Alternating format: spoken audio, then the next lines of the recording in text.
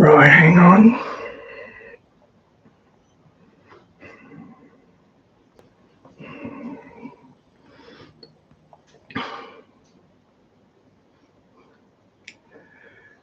Hang on, guys. The camera's mucking up, remember?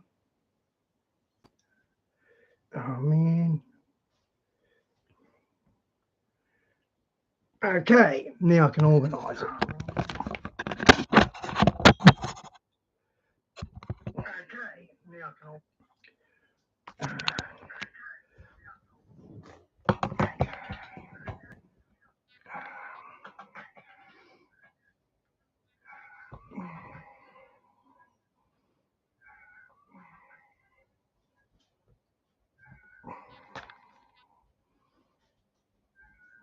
Okay, that'll do. Move that way a bit more. And we're off. Now, if you don't understand the connection, then I highly recommend you read the. Hi, Di. Hi, Barry. Good to see you guys. Most incredible discoveries involving how exactly 3.5 years before the original date set by NASA for the asteroid Apophis, which I argue is biblical wormwood at the middle of what most evangelicals and some Catholics call the 7-year Great Tribulation period, to come crashing down on this planet, April 13, 2029. The high holy days Hey, of the Lee, Feast good to of see ya. Tabernacles will be unfolding on Earth. Just a few days before that will be the Feast of Trumpets. And 120 days earlier, which is the biblical numerology for the end of mankind, is Pentecost. Now, all three of these festivals are strongly tied by eschatologists to the second coming of Jesus Christ. But before I get to how America's secret destiny is tied to the year 2025 and the prophecy of wormwood or Apophis, you may have seen recently where NASA is calling an all clear on the impact possibility of Apophis for the year 2029.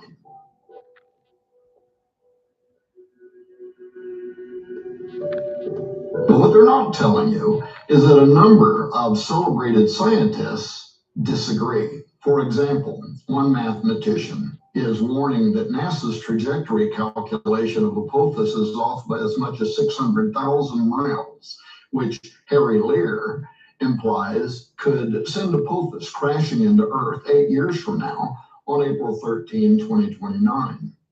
Lear even sent an open letter to the President of the United States and U.S. government scientists, begging them to cross-check these calculations from NASA immediately, even though he ends his dispatch with an ominous admonition that we're probably already out of time. More impressive than Lear, top 100 scientist Nathan Myhrvold, in a recent peer-reviewed paper titled An Empirical Examination of Wise Neo-Wise Asteroid Analysis and Results, refutes much of the data from NASA, and he actually charges them with deliberately misreporting threats by near-Earth objects and even of behaving, quote, extremely deceptively with deliberate scientific misconduct in a cover-up of very real and potentially imminent space threats. And then there is famous planetary scientist and astrophysicist Neil deGrasse Tyson, who admits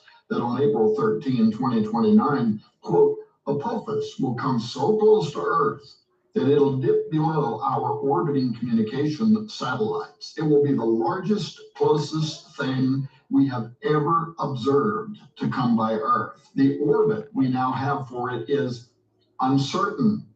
Pay attention to that, because he says these things are hard to measure and hard to get an exact distance for, and quote, we cannot tell you exactly where that trajectory will be, end quote.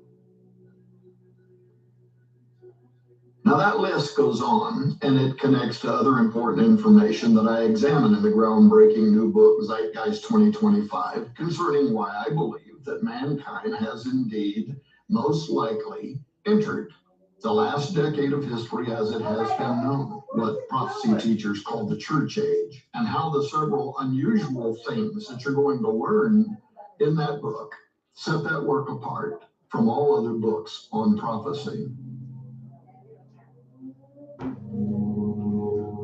Now, among the amazing things that you're going to discover within those pages is how the Essenes of Dead Sea Scrolls fame were one of the ancient prophecy communities that predicted over 2,000 years ago that mankind would indeed enter its final age or Jubilee cycle 4 years from now in 2025. Diane, if the illegal immigrants haven't got ID, just anyone could go up and get them debit cards, couldn't they? 0.5 years before Apophis smashes into our world.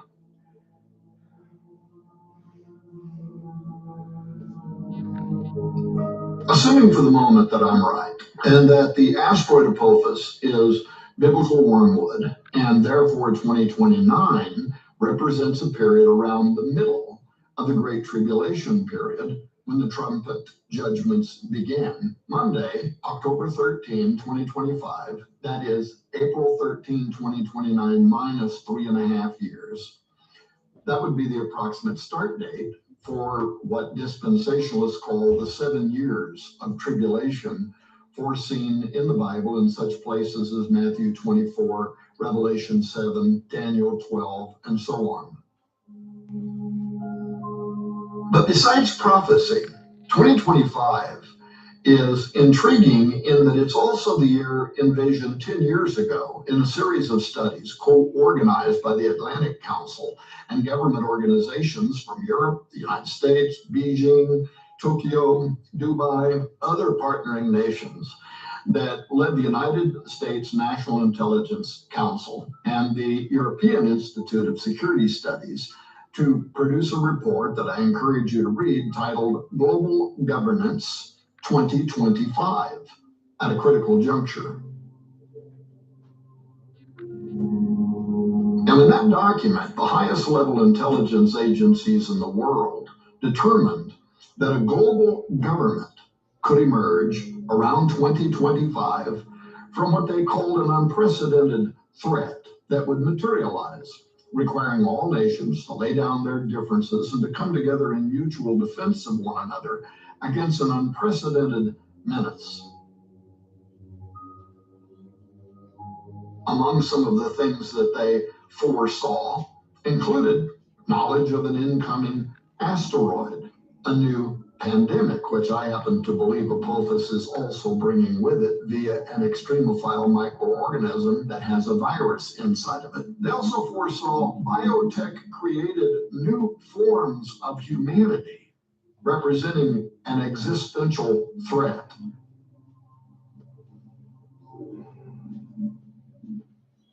Other prescient secular research that focused on the year 2025 from times past includes a 1997 work by Professors William Strauss and Neil Howe titled The Fourth Turning, which examines Western historical paradigms over the past 5 centuries, and they discovered cycles of life and generational archetypes that expose an astoundingly revealing pattern of incidents which ultimately lead to chaos and what they called a fourth turning, which they, by the way, envisioned culminating in a totalitarian world of government that they saw arriving, yes, around the year 2025. Wow. Now, the risk of such sacrificed civil liberties, like they imagined, under government authoritarianism. This was, of course, also foreseen by the brilliant English novelist George Orwell, who had endured the heartache, delusion, fears, and cultural shocks of the pre- and post-World War II Britain, in which he portrayed the ultimate goals of such totalitarianism and total government surveillance through his novels called 1984 and another novel called Animal Farm. Orwell died in January of 1950, long before the actual emergence of the very society that he feared was coming, a world of mechanized eyes and software slogans, a realm of meme speak and thought police, as prophesied in his dystopian 1984 and in the fictional setting of Oceania, which depicted the era that we have now entered, and the four ministries, as he called them, that he envisioned under the figurehead of Big Brother: love, peace, plenty, and truth. The ministry of peace actually perpetrated unending wars. The ministry of love oversaw suffering and torture against those that would not adhere to the party line. The ministry of plenty weaponized starvation through socialism. And then there was the ministry of truth, the propaganda arm of the government media that employed fake news, doublethink, and newspeak as the official dialectic of the state. Newspeak is the term that Orwell invented for controlled language, restricted grammar, and limited vocabulary as what he called a linguistic design meant to limit the freedom of thought, personal identity, self-expression, free will, that ideologically threatened the regime of Big Brother and the party, who therefore criminalized such concepts as thought crimes, contradictions of the English Socialist Party orthodoxy.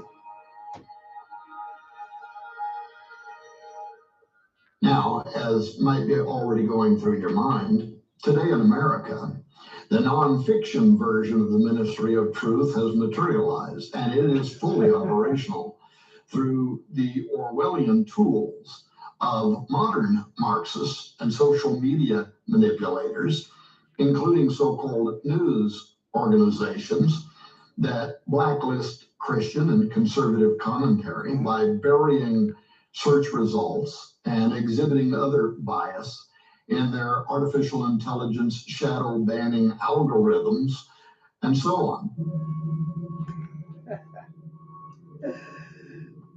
Orwell actually foresaw Barry, what is rest in peace, sea scrolls? this very society where social media and 24-hour news cycles invigorate a cancel culture mob into tyrannizing anyone who holds what they consider to be the wrong opinions, or say the wrong words, or point out the dangers of progressive ideologies' new truths. I want to start with North Carolina, where a conservative student who was actually spray painted in the face. We were accosted by a few members of the YDSA club here. They're merely expressing our free speech, and these people rolled up in a concerted, intentional pre-planned attempt to censor our speech. Hey, I was Let's going to head good now to see one you. of the most egregious examples of conservatives being targeted and physically attacked for their beliefs. Back in February, a recruiter was harassed and punched in the face at UC Berkeley. Watch this.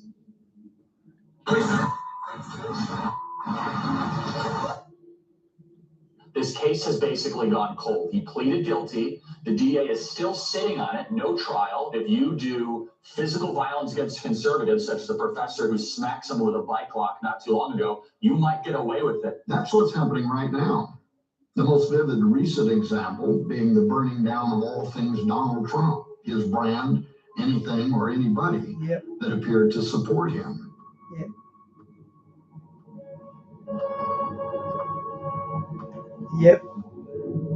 Now, in Strauss and Howell's The Fourth Turning vision, a deal with the devil ultimately includes the arrival of an unexpected national leader who would emerge during the current fourth turning. Now, this guy would come from an older generation, and he would lead the globe into a new world order, which they envisioned developing by the year 2025.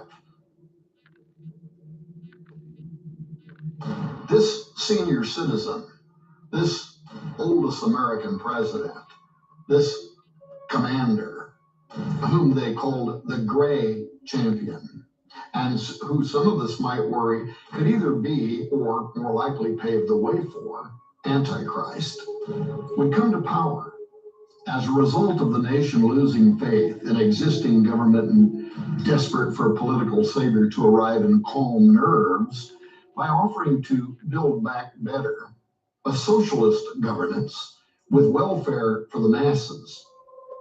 This leadership, they saw, would seize what could only be described as a cancel culture crusade, warm to promulgating Oceania-like suppression of unapproved dialogue in order to rein in any and all challenges to the new social construct.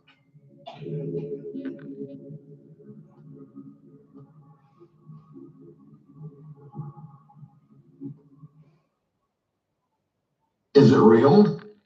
Just ask the My Pillow guy, or Mandalorian star Gina Carano, or conservative actor and pro-life advocate Kevin Sorbo, or alt-tech microblogging and social networking service. I love Kevin Sorbo. He used to be Hercules. Parler.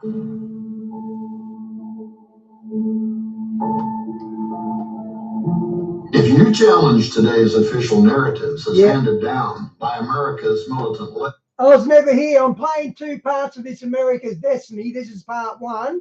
Then I'm going to do that Steve Ciuccolani, Islam's link to the Eclipse. And then I'm going to do part two of this. So it's all lined up. It's a very good way to get deplatformed, shadow banned, publicly scorned, or worse, under the new Oceania rules. At Skywatch TV, we're all too familiar with this shadow banning of our reports, getting kicked off of our newsletter email service for conservative Christian commentary. And of course, I myself, once more being mislabeled by Professor S. Jonathan O'Donnell, the fellow in the Clinton Institute for American Studies that a few years back referred to me as Horns Milieu, as the leader of the transhumanist agenda. But he's now referred to me again in another peer-reviewed journal, Religion, as a, quote, Christian nationalist, end quote, which USA Today calls, quote, a threat embedded throughout our governing institutions, courts, military, legislature, agencies, and police, end quote, which I certainly am not, as anybody who has read my warnings against dominionism could attest. I am a patriotic American. I love this nation, and I vote. But first and foremost, I'm a born-again believer, committed to advancing the gospel of the kingdom of God over any other kind of nationalism.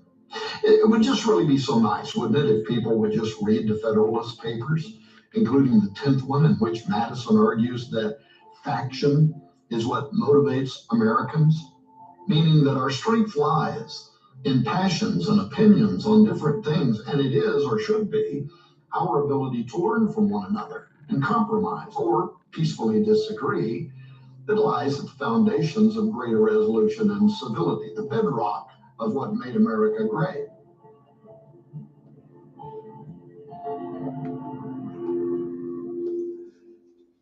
But it seems political commentator Dennis Prager may have been correct when at the time he was watching unfolding events at the close of 2020, including the subsequent actions by big tech to censor commentary from a sitting president, he said, "This is the Reichstag fire relived. 1933, a month after the Nazis took over, the German parliament was burned down. Didn't matter to the Nazis who did it. What mattered was what they could use it for, and they used it for the Enabling Act that they quickly ran through Parliament, and it enabled the Nazis to curtail civil liberties in the name of a national emergency caused by the burning of the Parliament. Of the Sounds familiar, doesn't it, guys?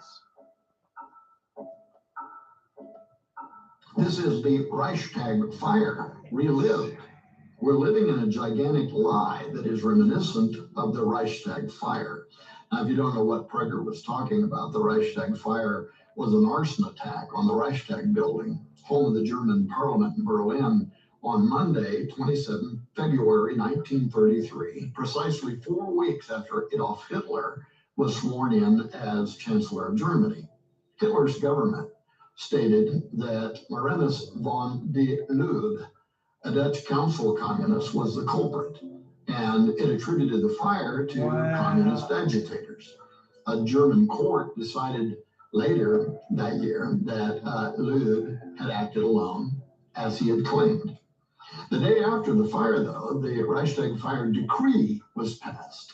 The Nazi Party used the fire as a pretext to claim that communists were plotting against the German government, which made the fire pivotal in the establishment of Nazi Germany. So the Nazis capitalized on the fire, and they quickly moved with a vengeance to cement their authority and to grant the state unprecedented power, of course, in the name of public safety, that resulted in suspending most civil liberties in Germany, including habeas corpus, freedom of expression, freedom of the press, the right of free association and public assembly, and the secrecy of the post and telephone. These rights were not reinstated during Nazi reign. The decree was used by the Nazis to ban publications not considered friendly to the Nazi cause, with communist electoral participation also suppressed. The communists previously had polled at 17% of the vote. The Nazis now were able to increase their share of the vote in the March 5, 1933 Reichstag election from 33 to 44%, and that gave the Nazis and their allies, the German Nationalist People's Party, who won 8% of the vote, a majority of 52% in the Reichstag.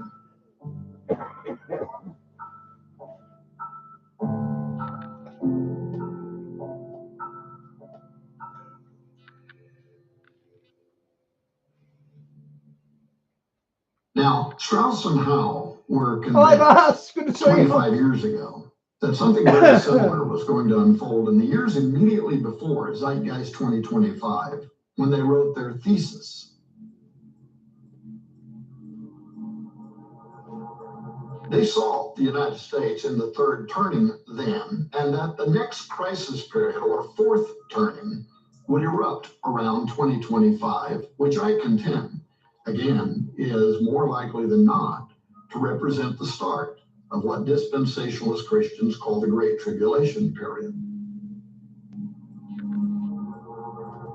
Will the suppression of free speech under the new administration's tech oligarchy and the Soros and Obama-backed agitators that have continued to threaten havoc across America, will that ignite the circumstances that assist the great champion's authoritarian rule? America has experienced three such major crises before: the Revolutionary War, the Civil War, and the Vietnam War, and the Great Depression and World War II, each of which were followed by their respective periods of Reconstruction. These were times marked by social decay and civil dread that required Americans to carry a tremendous burden after massive conflict and substantial loss in order to try and rebuild a better future. And don't forget, it was Barack Obama who, after designating America no longer a Christian nation, declared just days before his election in 2008, quote, "We are 5 days away from fundamentally transforming the United States of America," end quote. His wife, Michelle Obama, echoed those sentiments earlier, saying, "We're going to have to change our traditions, our history. We're going to have to move into a different place as a nation," end quote. This intentional redefining of the nation and attempt at changing the course of the United States was partly what Donald Trump was trying to stop, and why in his State of the Union address in February of 2019, he declared that as long as he was president, America would never be a socialist country. Here in the United States, we are alarmed by the new calls to adopt socialism in our country. America was founded on liberty and independence, and not government coercion, domination, and control. We are born free, and we will stay free. Tonight, we renew our resolve that America will never be a socialist country. Did all that change January 20, 2021 with the inauguration of Joe Biden? As the oldest American president ever, is he Strauss and Howe's great champion that's going to lead the world into a socialist, Marxist, totalitarian world government? According to the Christian End Times blog signposts of the time, quote, we as Christians, and in particular those that understand and follow Bible prophecy, will be watching with much interest over the next days, weeks, and months ahead to see how God will use President Joe Biden to put in place the final pieces of the last days puzzle that will usher in the tribulation period and the system of Antichrist, end quote. Are they right? Are we nearing the trigger events or chaos stage of a final fourth turning? Besides professors of history, like those who wrote the fourth turning and who foresaw what the actions and reactions of policymakers and social engineers would generate, behind such political players and master manipulators at these cultural realms, there's a different thing that I want to talk about. And it's an invisible order, vividly described in Scripture, that I believe holds deeper insight. Boss, I only sneeze when you show up. You trigger off my sneezing, mate. In where we are today and the influences that are guiding us to where we're going next. And that's what I really want to discuss in this presentation.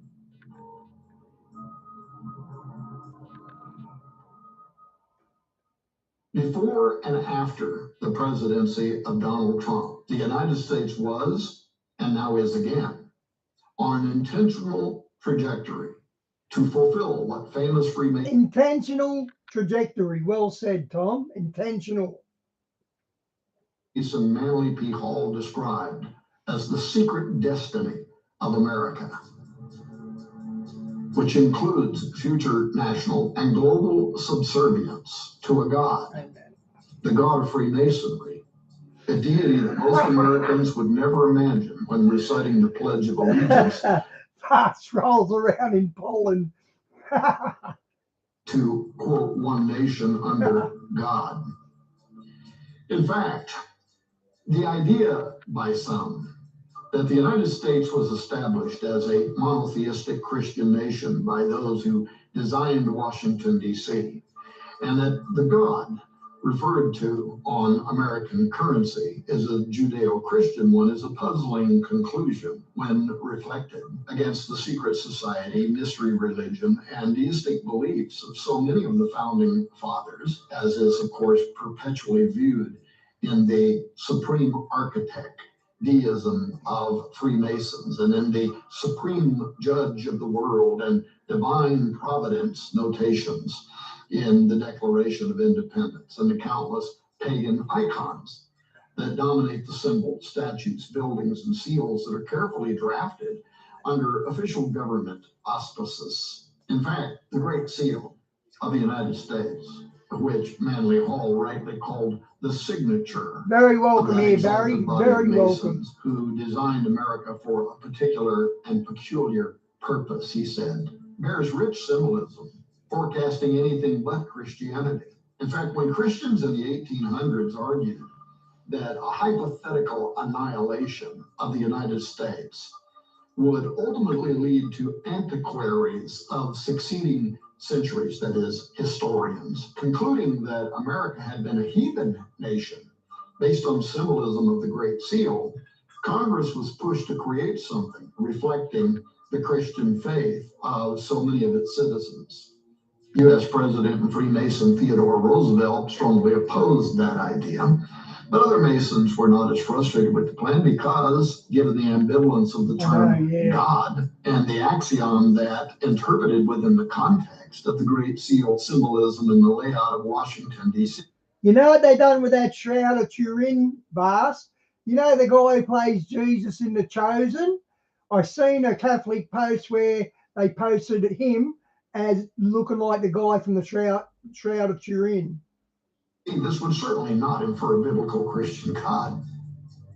The slogan, "In God We Trust," therefore, whoever you believe that to be, was accommodated by Masons and other Illuminati, and so approved as the official U.S. motto. Now, in several of my books, including Zenith 2016, which, by the way, noted years in advance the date of Trump's presidential election as having been foreseen by prophets and sages for thousands of years as the apex date when governments would begin shifting toward the spirit predicted on the Great Seal of the United States, the Antichrist, followed by the man of sin's actual arrival and acceptance on the global stage.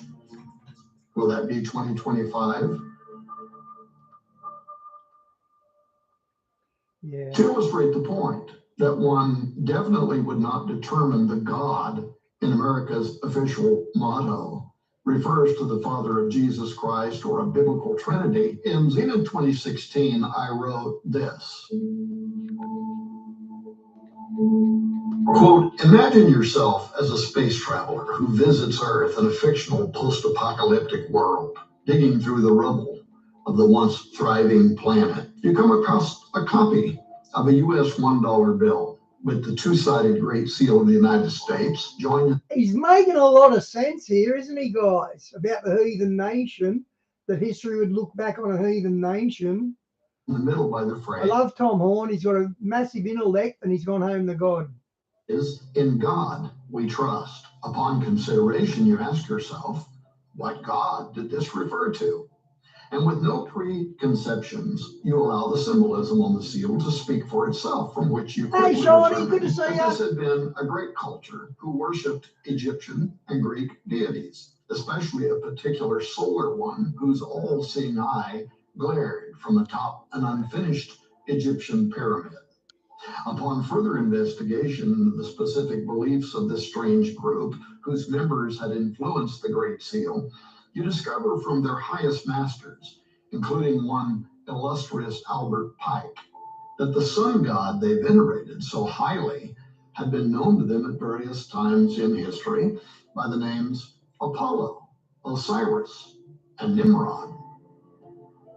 I made this argument in Zenith 2016 because, unknown to most Americans and certainly average Christians, the Great Seal's mottos and symbolism relate to both Osiris and Apollo specifically, yet as one. Osiris is the dominant theme of the Egyptian symbols, his resurrection and return, while the mottos of the seal point directly to Apollo, and the eagle, a pagan emblem of Jupiter, to Apollo's father. For instance, the motto Anoet Coeptus, this is taken from Virgil's Aeneid, in which Ascanius, the son of Aeneas, from conquered Troy, prays to Apollo's father, Jupiter. Charles Thompson, designer of the Great Seal's final version, condensed line 625 of Book 9 of Virgil's Aeneid, which reads, quote, Jupiter omnipotus, audacimus Anoet Coeptus, or all-powerful Jupiter, favors the daring undertaking. He condensed that down to Anoet Coeptus. Jupiter, or he, approves our undertaking. While the phrase Novus Ordo Seclorum, the new order of the ages, was adapted in 1782 from inspiration that Thompson found in a prophetic line in Virgil's Eclogue 4, Magnus ab integro seclorum nascitur ordo, the interpretation of that Latin being, and the majestic roll of circling centuries begins anew. This is a phrase that is from the Cule Sibyl, a pagan prophetess of Apollo, actually the most famous of them all, identified in the Bible as a demonic deceiver. And it involves the future birth of a divine son, spawned of the new breed of men sent down from heaven, when he receives the life of gods and sees heroes with gods commingling. According to the prophecy, this is Apollo, son of Jupiter, who returns to Earth through mystical life given to him from the gods when the deity, Jupiter or Saturn, returns to reign over the Earth in a new golden pagan age. By the way, the alignment of Jupiter and Saturn on December 21, 2020, recently forecasted, which many, including pastors, were erroneously referring to as the Christmas star, which according to the Greek text, the Magi followed. an asteroid whose trajectory led them to Bethlehem, not a stationary star alignment like the Jupiter recent alignment. Anyway, this was the closest the two planets have appeared together in approximately 800 years, and it did indeed forecast the arrival of a messianic son, the false one, whose spirit will reside in the beast of Revelation. Hey, Phil, good to see you, 17:8. mate.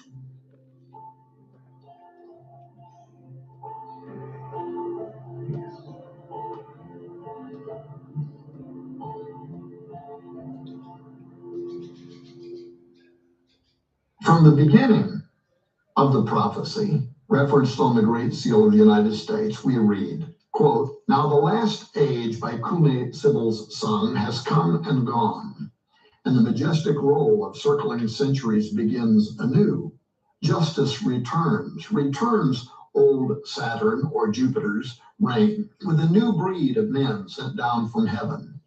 Only do thou at the boy's birth, in whom the iron age shall cease, the golden race arise. Befriend him, chaste Lucina, 'tis thine own Apollo reigns. He shall receive the life of gods, and see heroes with gods commingling, and himself be seen of them, and with his father's worth reign over the world.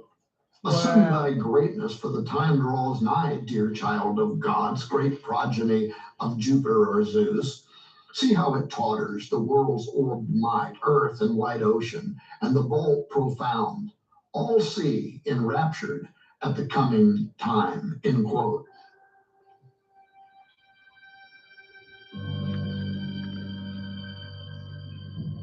Now, according to Virgil and the Cumae Sibyl, whose prophecy formed the Novus Ordo Seclorum of the Great Seal of the United States, the New World Order is going to begin during a time of chaos, when the earth and oceans are tottering, a time like today. This is when the Son of Promise arrives on earth, Apollo incarnate, a pagan savior, born of a new breed of men sent down from heaven, when heroes and gods are blended together.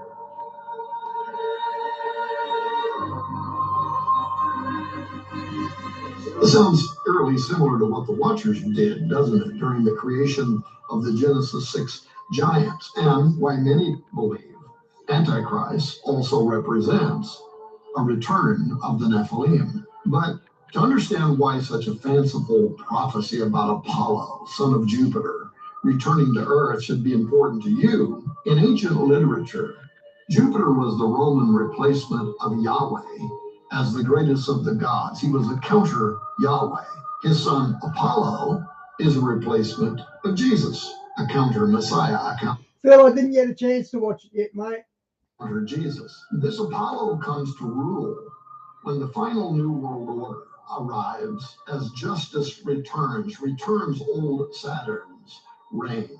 The ancient goddess Justice, who returns Saturn's reign, Saturnia Regna, the pagan golden age, was known to the Egyptians as Mat, and to the Greeks as Themis, while to the Romans she was Lustitia. Statues and reliefs of her abandon thousands of government buildings and courts around the world, but especially in Washington, D.C., as famous Lady Justice, as we call her, blindfolded and holding scales and a sword. She represents the enforcement of secular law, and is, according to the Sibyl's conjure, the authority that's going to require global compliance to the zenith of Satan's dominion, concurrent with the coming of Apollo. What's more, the Bible's accuracy concerning this subject is alarming, including the idea that pagan justice is going to require surrender to a satanic system in a final world order under the rule of Jupiter's son. In the New Testament, the identity of the god Apollo, repeat coded in the Great Seal of the United States as the Masonic Messiah who returns to rule the earth, is the same spirit, verified by the same name, that's going to inhabit the political leader of the end times New World Order. According to key Bible prophecies, the Antichrist will be the progeny or the incarnation of the ancient spirit of Apollo. 2 Thessalonians 2:3 says this, "Let no man deceive you by any means, For that day shall not come, except there come a falling away first, and the man of sin be revealed, the son of perdition. And the Greek word there, perdition, is Apollo, Apolia. Revelation 17:8 likewise ties the coming of Antichrist with Apollo, revealing that the beast is going to ascend from the bottomless pit and enter into him. Here's what it says, quote, the beast that thou sawest was and is not, and shall ascend out of the bottomless pit and go into perdition. My cat loves you, Diane. He hates me now. Apolia, Apollo, and they that dwell on the earth shall wonder, whose names were not written in the book of life from the foundation of the world, when they behold the beast that was and is not and yet is. Among other things, friends, that means that the Great Seal of the United States is a prophecy hidden in plain sight by the founding fathers for more than 200 years, foretelling the return of a terrifying demonic God who seizes control of earth in the new order of the ages. This supernatural entity was known and feared in ancient times by different names: Apollo, Osiris, even further back, by the way, as Nimrod, whom the Masons consider to be the father of their institution.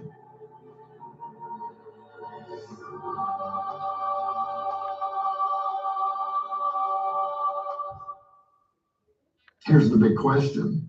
Have modern leaders of the United States government acknowledged this secret destiny of America?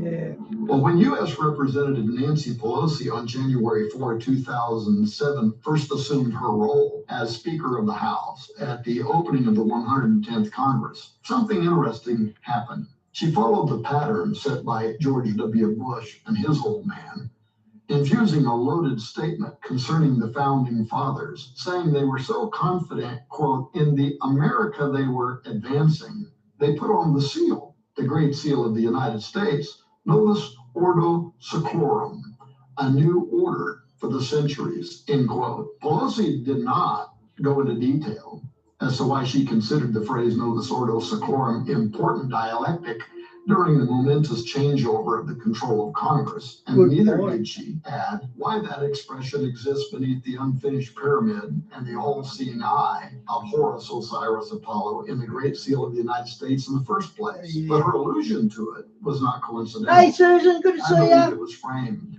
against January 20, 2001, when her dynastic establishment pal, President George W. Bush, during his first inaugural address, faced the obelisk known as the Washington Monument, and he twice referred to an angel that rides in the whirlwind and directs this storm. Now, Bush's reference was credited to Virginia statesman John Page, who had written to Thomas Jefferson after the Declaration of Independence was signed, and it said, quote, we know the race is not to the swift nor the battle to the strong. Do you not think an angel rides in the whirlwind and directs this storm, end quote? But just 5 weeks after Bush's inaugural, on Wednesday, February 28, 2001, Congressman Major R. Owens of New York stood before the House of Representatives, and he actually prayed to this angel in the whirlwind, asking the spiritual force to guide the future and the fate of the United States. 28 weeks later, for a total of 33 weeks from the day of the inaugural, a number invaluable to mysticism and occult fraternities, 19 Islamic terrorists attacked the United States, according to the official story, hijacking 4 commercial airliners and crashing 2 of them into the Twin Towers of the World Trade Center in New York City. They slammed a 3rd into the Pentagon, and a 4th, which had been directed towards Washington, D.C., crashed near Shanksville, Pennsylvania. But what happened that day resulted in nearly 3,000 immediate deaths, at least 24 missing persons, and the stage being set for changes to the existing world order. Following that, when Bush was giving his second inaugural speech 4 years later, he continued offering cryptic commentary, saying, quote, for half a century, America defended our own freedom by standing watch on distant borders. After the shipwreck of communism came years of relative quiet, years of repose, years of sabbatical. And then there came a day of fire, end quote. A few paragraphs following, Bush continues to clarify where he's coming from by adding, quote, by our efforts, we have lit a fire as well, a fire in the minds of men. It warms those who feel its power. It burns those who fight its progress. And one day, this untamed fire will reach the darkest corners of the world, end quote. Now, if you don't know this, that phrase, a fire in the minds of men, is from Fyodor Dostoevsky's 19th century book, The Possessed, or The Devils. This was a novel that was set in pre-revolutionary Russia, where civil resistance is seen championed by nihilist Sergei Negov, who tries to ignite a revolution of such destructive power that society will be completely destroyed. Folks, the fact that a United States president would quote that phrase in an official speech of record was astonishing to many of us at the time, given that The Possessed, The Devils, is about violent government crackdown on dissent that sparks civil unrest and revolution marked by public violence, something eerily reminiscent of today. Fire in the Minds of Men is also the title that historian James H. Billington so famously chose for his book on the history of revolutions, including the origin of occult Freemasonry and its influence in the American Revolution. To make matters, Sean, they're warlocks and witches, Jay-Z and Beyonce. They're warlocks and witches. even more transparent to his secret society pals, in his closing comments, Bush himself tied the inaugural crypticisms to the Masonic involvement in the American Revolution, saying, quote, when our founders declared a new order of the ages, they were acting on an ancient hope that is meant to be fulfilled, end quote. The phrase, a new order of the ages, is taken, of course, from the Great Seal, Novus Ordo Seclorum. And Bush further acknowledged that the secret society members were acting on an ancient hope that is meant to be fulfilled. Now, fast forward to today and the election of Joe Biden and Kamala Harris and the surreal, illicit invocation to dark supernaturalism tied to those governing entities, intent on fulfilling, as Bush prophesied, that ancient conspiracy from the Great Seal of the United States. Well, that plot's been immediately revived. Right on cue, we watched as Democrat Representative Emanuel Cleaver offered up the congressional prayer opening up the 117th Congress in the name of, quote, the monotheistic God Brahma, and God known by many names, by many different faiths, end quote. Setting aside the numerous incorrect assumptions by Cleaver involving Brahma, the entreaty to such a Hindu god was actually highly appropriate. Why? Because Vice President Kamala Devi Harris, her name invokes deities from Hindu mythology, and not just any kind of generic. I call it camel breath. I think camel breath suits her better.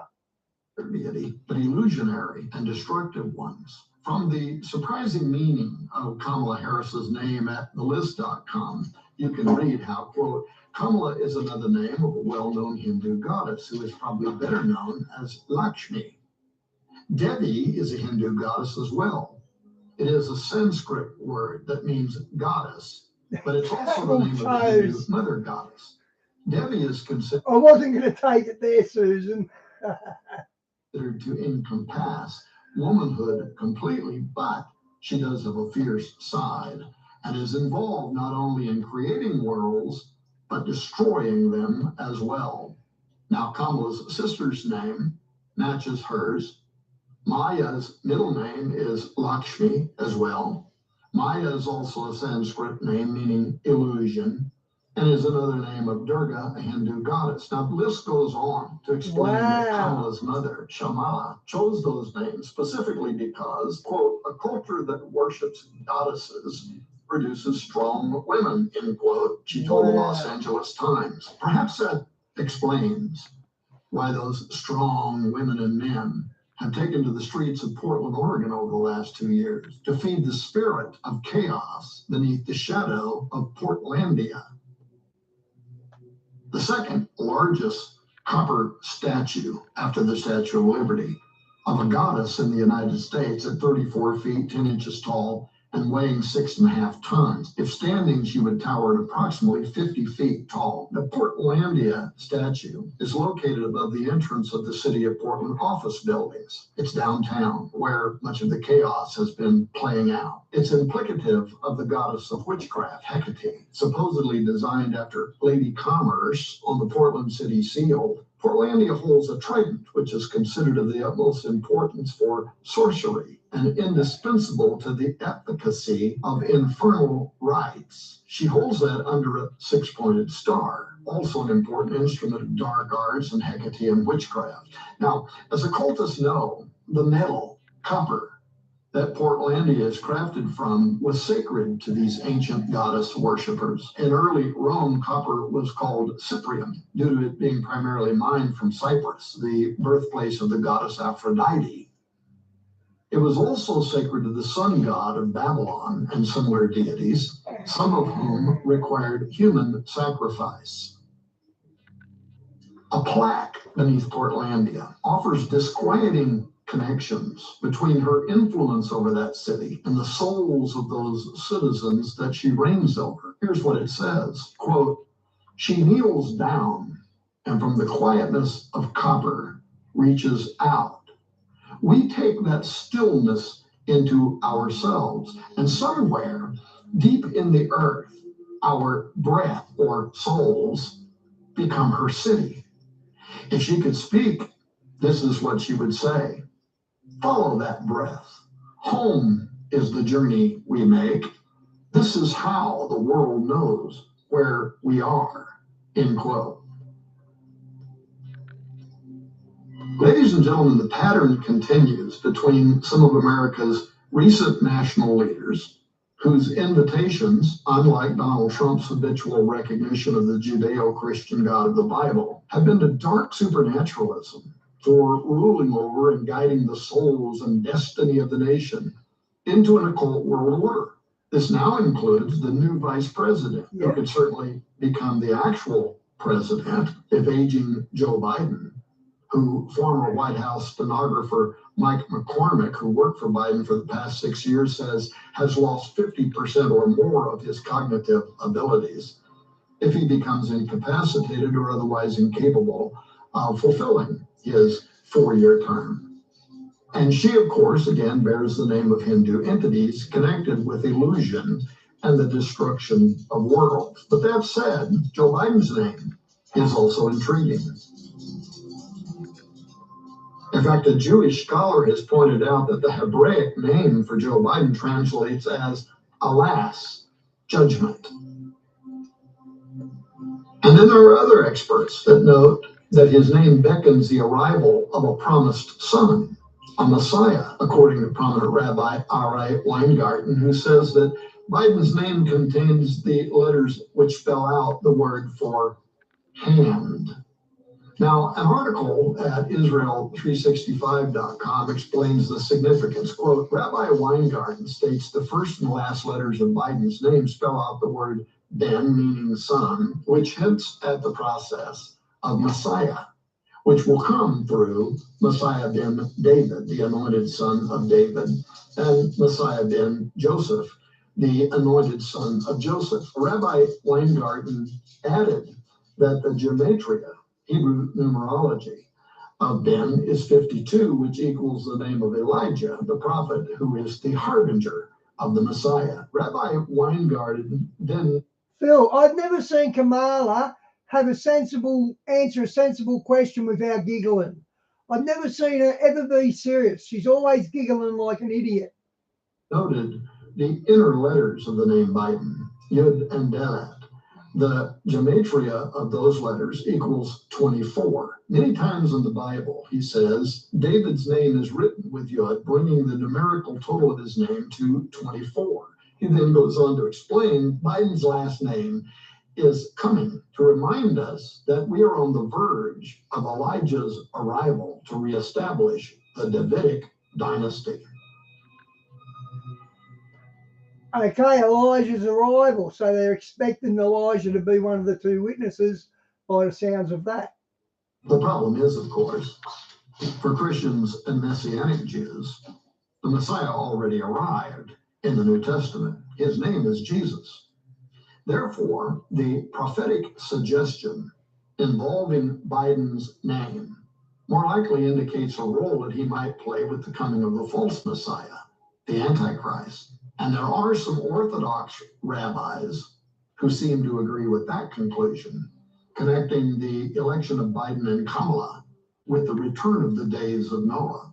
Rabbi Yoel Schwartz, the head of the Sanhedrin's Noahide court, a highly respected Torah law authority, actually produced a video in which he commented on the divergent possibilities of the U.S. presidential election. And one of the things that he made that I found interesting was where he found that the elections were held on the 17th of Shesvan. Schwartz noted that according to Jewish tradition, rains that caused the flood in the time of Noah began falling on that day. It was also on that day, he says, that here in Israel, the first rains of the season fell in earnest. Well, They the back should have been wire. rains of blessing, but since Biden was elected, these rains became like the rain of the same day in the time of Noah, a harbinger of a coming flood. He also says, quote, the Democrats are spreading the very same sins that forced Noah into the ark.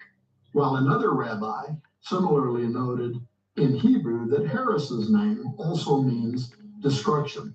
So with Trump out of the way, at least for the time being, the dark side of the deep state is quickly reviving efforts to get America back on track to its secret destiny, summoning those agents of chaos whose ancient scheme is going to culminate in arrival of the dreaded man of sin.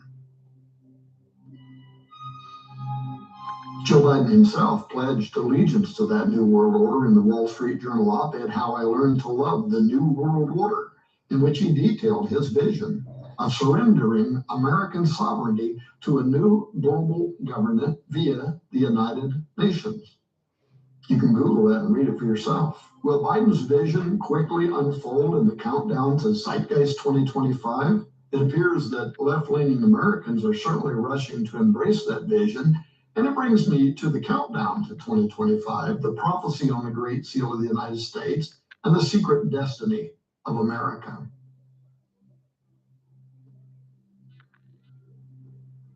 Let me tell you a little story. Over a decade ago, on a business trip to Washington, D.C., my wife Nita and I, with help from a congressman at that time, were able to meet with two members of the Scottish Rite Freemasonry. Thank you, Susan. Thank who you. had unrestricted access to all but the most secret and highest guarded documents of the order. We joined one of them at the House of the Temple, the headquarters of the Scottish Rite Freemasonry, Southern jurisdiction, where the Rites Supreme Council, 33rd degree. That's certainly not us, Vas. We are not a house divided. We are all on the exact same page, and we're all pretty up to date on what's going on everywhere. We're a pretty thorough bunch of guys. Have their meetings, and we met with the other one at the George Washington Masonic Memorial in Alexandria, Virginia. Both of these men were very helpful and informative, but they became evasive whenever I probed too deeply into certain areas.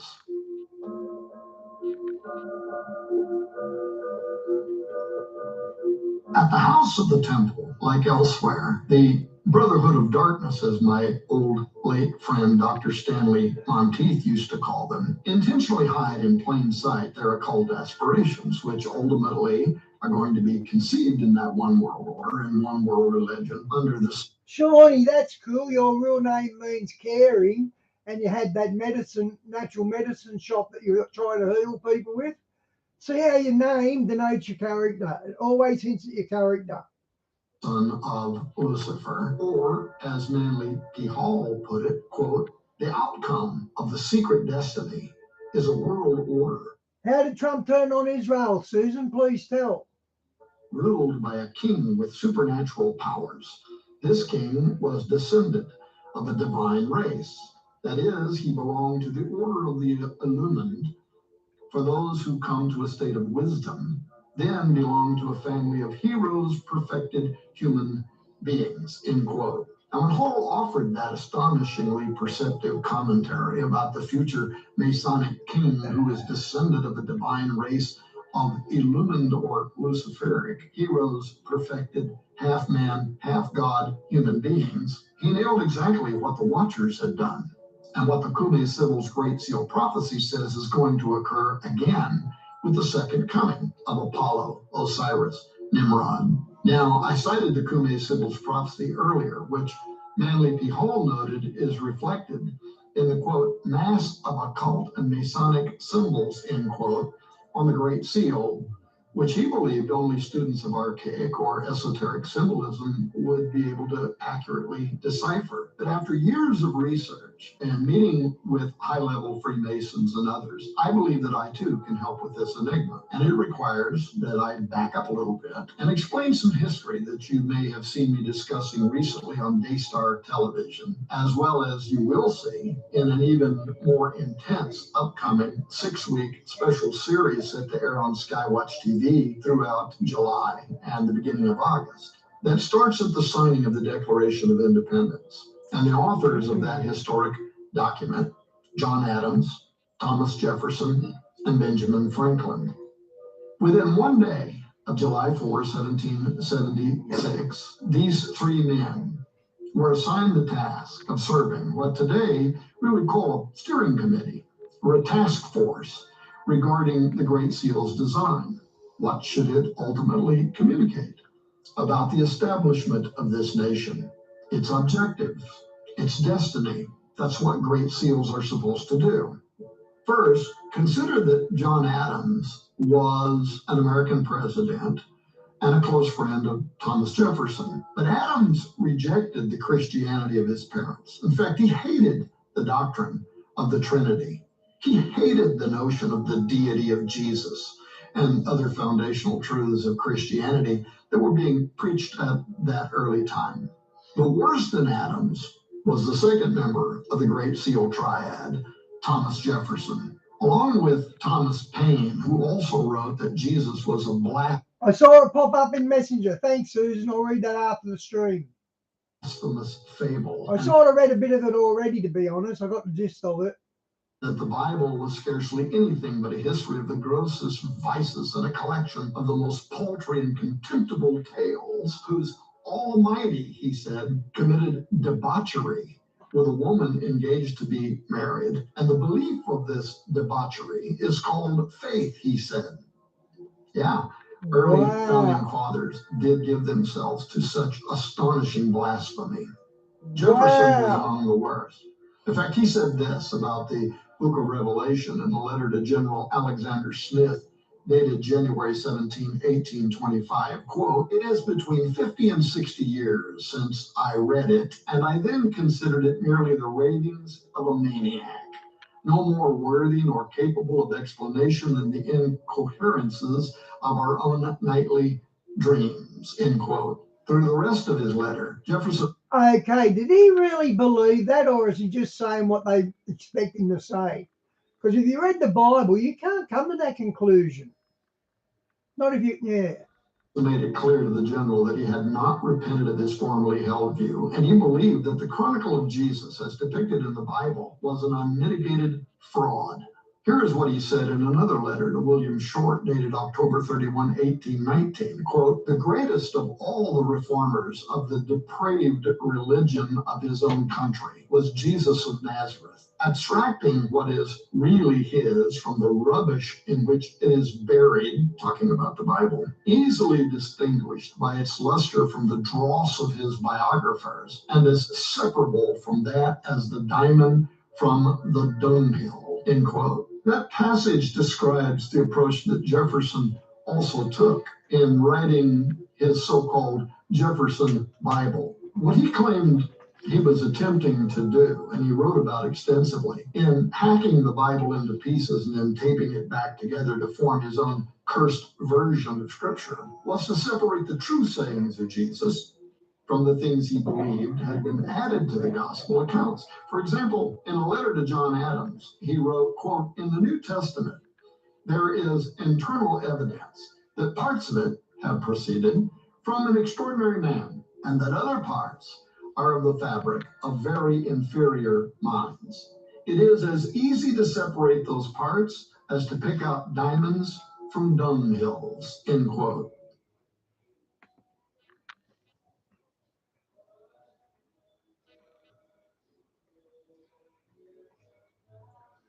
Hang on. Okay, this is Steve Cioccolani. Is the Islamic mob linked to the solar eclipse about to happen? I watch a few minutes of this, it's interesting.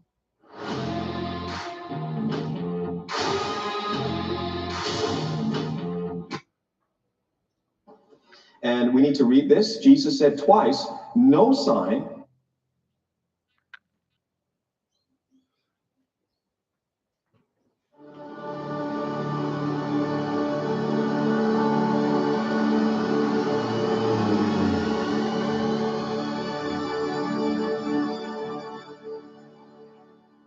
You know how we're supposed to pray for Israel? I'm not sure who in Israel I'm supposed to pray for, because the Zionists are running the show and they're not for the Christians. So who am I to pray for in Israel? Because it's all the Zionists in charge. So I'm really sort of confused on that. God has given America's last warning in the skies. There have been 3 great eclipses. One is coming that marks the United States out purposefully. No other religion in the world, no other God in the world does this. The sun, moon, and stars obey his command. The first one went across the continental United States of 48 states on the 21st of August, 2017. I stood in Houston, Texas, and I proclaimed that this would be a judgment and God would give 7 years for America to repent. Hurricane Harvey came. It was calculated to be the costliest natural disaster in U.S. history. I was disappointed, though, that I didn't know where the location would be. And I came to find out prophecy is this way. You will learn and you will understand prophecy as it unfolds. Nobody gets to impress people with, well, I knew the future perfectly. No, you just got to preach the word. And as it unfolds, I believe when it's clear. Shawnee, that's good advice. I'll exactly separate them and pray for the Jews that aren't Zionists. Good advice. Thank you. That when the true meaning is given of a prophecy, it's so clear that everyone says, well, that was obvious. How could we have not seen it? How could we deny it? That's the way prophecy works. God's not trying to hide things. He's trying to reveal things. So I stood there in Houston, and the place where I stood was flooded. And everybody in the whole city was flooded. And I just thought, Lord, why didn't you tell me ahead of time? I had to wait until the next solar eclipse. It was the October 14, 2023 eclipse. And I realized that that one crosses the next one in 2024. And it marks exactly the spot where Hurricane Harvey came. So now that that's confirmed, but we didn't overlay all 3 at that time. And guys, no one's really picked this up either. Look at the triangle. You know what the triangle means with the Illuminati.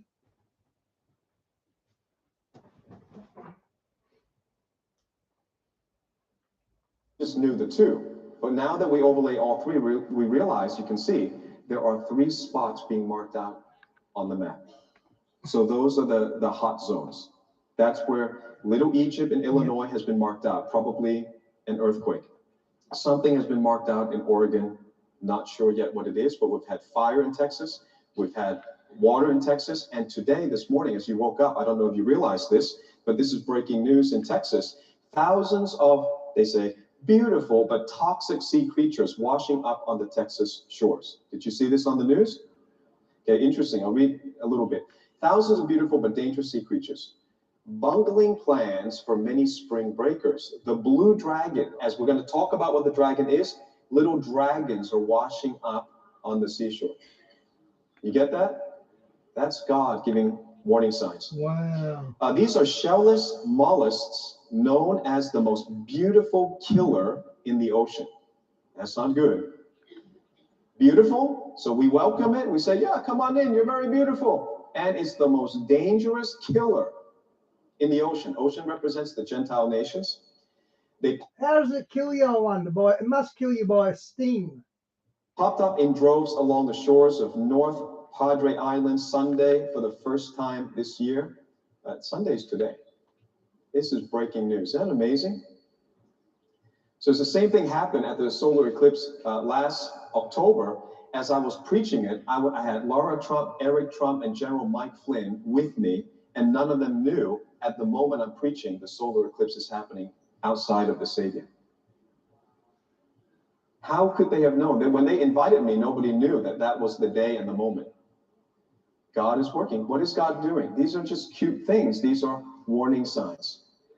Say, pay attention, right? And what's cool is our lives are in his hands.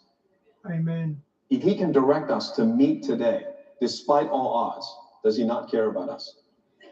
It's a miracle to be here in this church today. Lots of things would have stopped you from coming today, but you made it. So don't check out or just sit and say, oh, it's another prophecy sermon. Pay attention. Oh, you reckon he's mad because they gave the red heifers? That's interesting, Susan. I already know it. I went to Bible school. Please pay attention. God called you here today. All right, so those three places have been marked.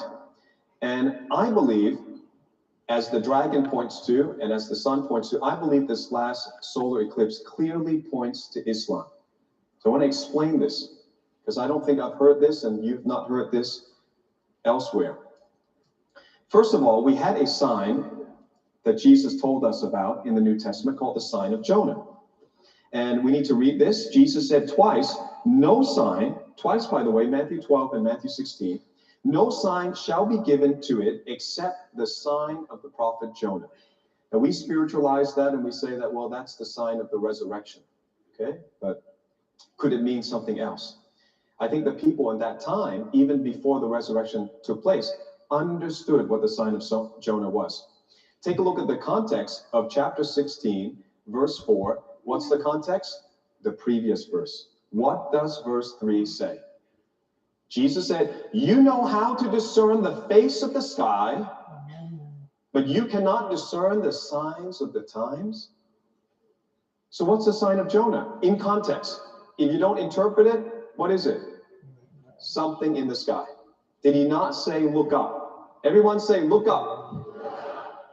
All right, so what happened? In 763 BC, on the 15th of June, on our Gregorian calendar, there was a great total solar eclipse that went over Assyria, and specifically their capital city of Nineveh. So the sign of Jonah is at least that Assyrian or Bur-Segale eclipse in 763 BC. But not only that, there were two plagues that preceded the solar eclipse and followed the eclipse. The two plagues are recorded in Assyrian history in 765 BC and in 760 BC. Not only that, there was a great earthquake recorded in Amos 1:1. It's so famous, it just says, at that earthquake, at the time of that earthquake. Wow. It was the earthquake that everyone knew about, and it occurred in 760 BC. That's after the eclipse. You get an eclipse, you get an earthquake and a plague. You get an eclipse, you get an earthquake and a plague. That's the sign of Jonah. So without having to know the New Testament or Bible prophecy, every listener at the time of Jesus preaching would have understood. What's the sign of Jonah? Look up, discern. There was a total solar eclipse, a great earthquake, and a plague. Doesn't that match the four horses that we've been talking about in the book of Revelation? It's all there.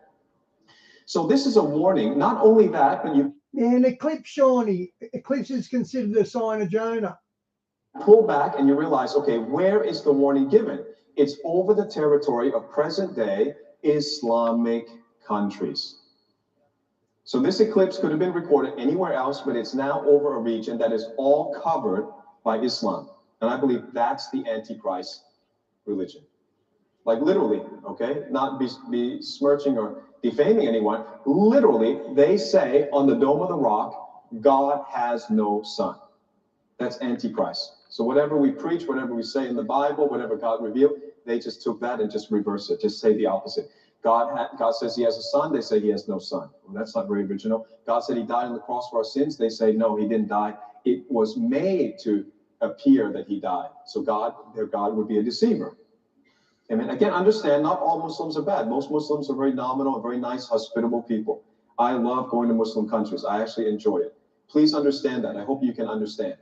We will talk. Yeah, somehow I don't believe you there, Steve. About things like war will happen in Israel. We will talk about things like a lot of the rabbis and Jews do not believe our Messiah, their Messiah right now. But it doesn't mean that we would dislike going to Israel or hate Israel as a nation. Does that make sense?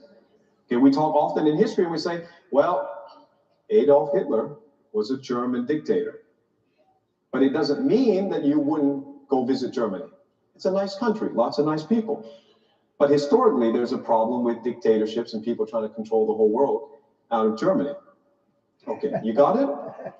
Okay, a little bit of caveat. So how does the solar eclipse point to Islam? Well, it happened, the sign of Jonah happened over the Islamic region. There's more to it. You look at this. What is this? I think this is going to be the first time that you hear this revelation. What is this?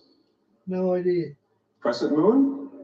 Symbol of Islam. Any Islamic country, you can see on top of their mosque, this symbol.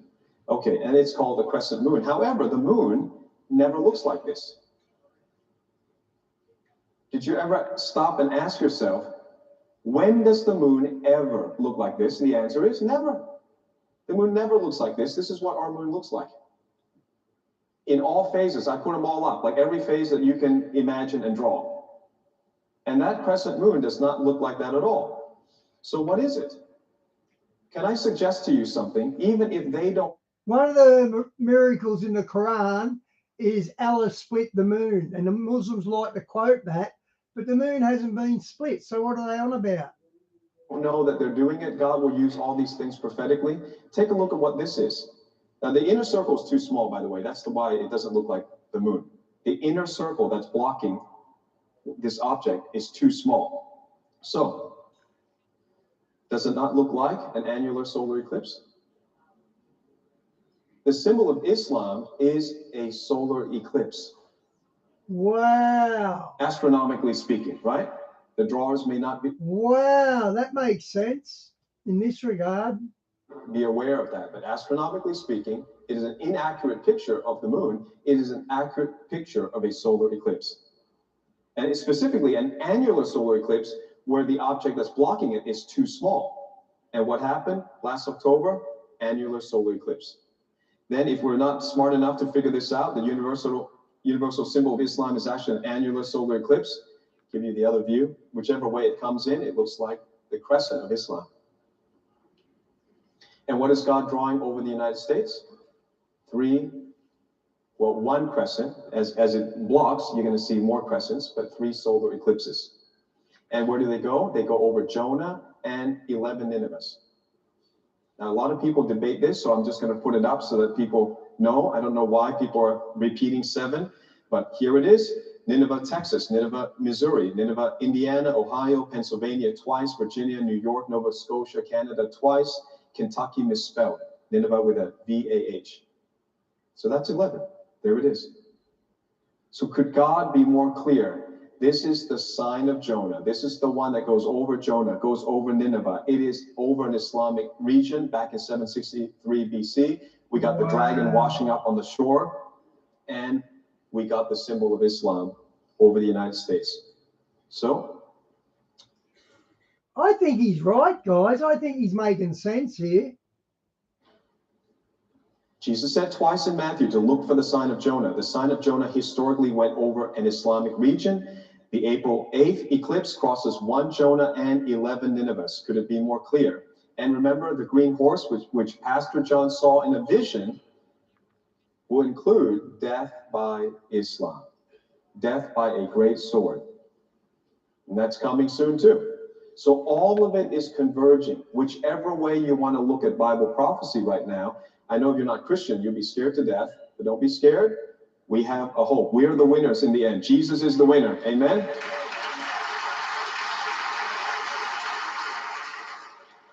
Not only that, the three solar eclipses spell two Hebrew alphabets, the Aleph, the first one, and the Tav, the last one. This is the ancient way of writing it. Aleph Tav means the completed alphabet. Everything's included, completed alphabet. How long does it take for God to draw this over the United States? Imagine taking 7 years to draw one letter. God is super patient. It took 7 years to draw one letter. 7 is the number of completion. So what does this mean? I would say that this seems to indicate what God's been giving me with the President Trump's unfinished business and my message on biblical justice. It looks like it's a confirmation of a great reset is coming. Wow. A great reset. We've completed it. We've completed in time. We've completed in the way we've done things, and it ain't working. Shawnee, there's a big eclipse in Nineveh, the Jonah eclipse. What are you saying? There was no sign in the sky. An eclipse is a sign. Much as we glorify the founding fathers and our Constitution, it ain't working right now. So what's going to happen? I don't propose any violence, any revolution, but something is going to happen that's going to shock us. And it's going to be the opportunity, not for Klaus Schwab and Yuval Noah Harari to do their great reset of super control, of replacing our system with Marxism. No, it's going to be an opportunity for God's reset.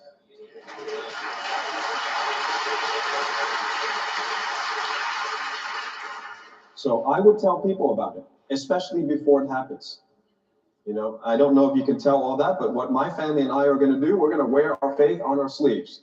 We made this, so, you know, if you don't want it, it's okay, but I made this for my family. I'm going to be wearing this on the day of the eclipse. I'm going to be in Texas as a t-shirt to say final warning. Because you got a lot of new agers and people, they just love eclipses. They know about it. I'll walk into restaurants and I'll try to, you know, evangelize and say, do you know the eclipse is coming? They're like, oh yeah, April 8th. I want to be here, I'm going to be there. They know it more than the church seems to know it. So if you like it, I know that, you know, it's a conversation started for only about a month. So if you don't want it, I totally understand. But if you want it, it's at discoverchurch.online/eclipse. And we'll try to get it out to you as fast as we can. And we just got to spread our faith. Whatever opportunity we have, carry books, wear a t-shirt, whatever you can, try to share the gospel now because the time is short. No. President's former National Security Advisor, Lieutenant General Michael Flynn, pleading guilty. Okay, part 2 of the America's Destiny.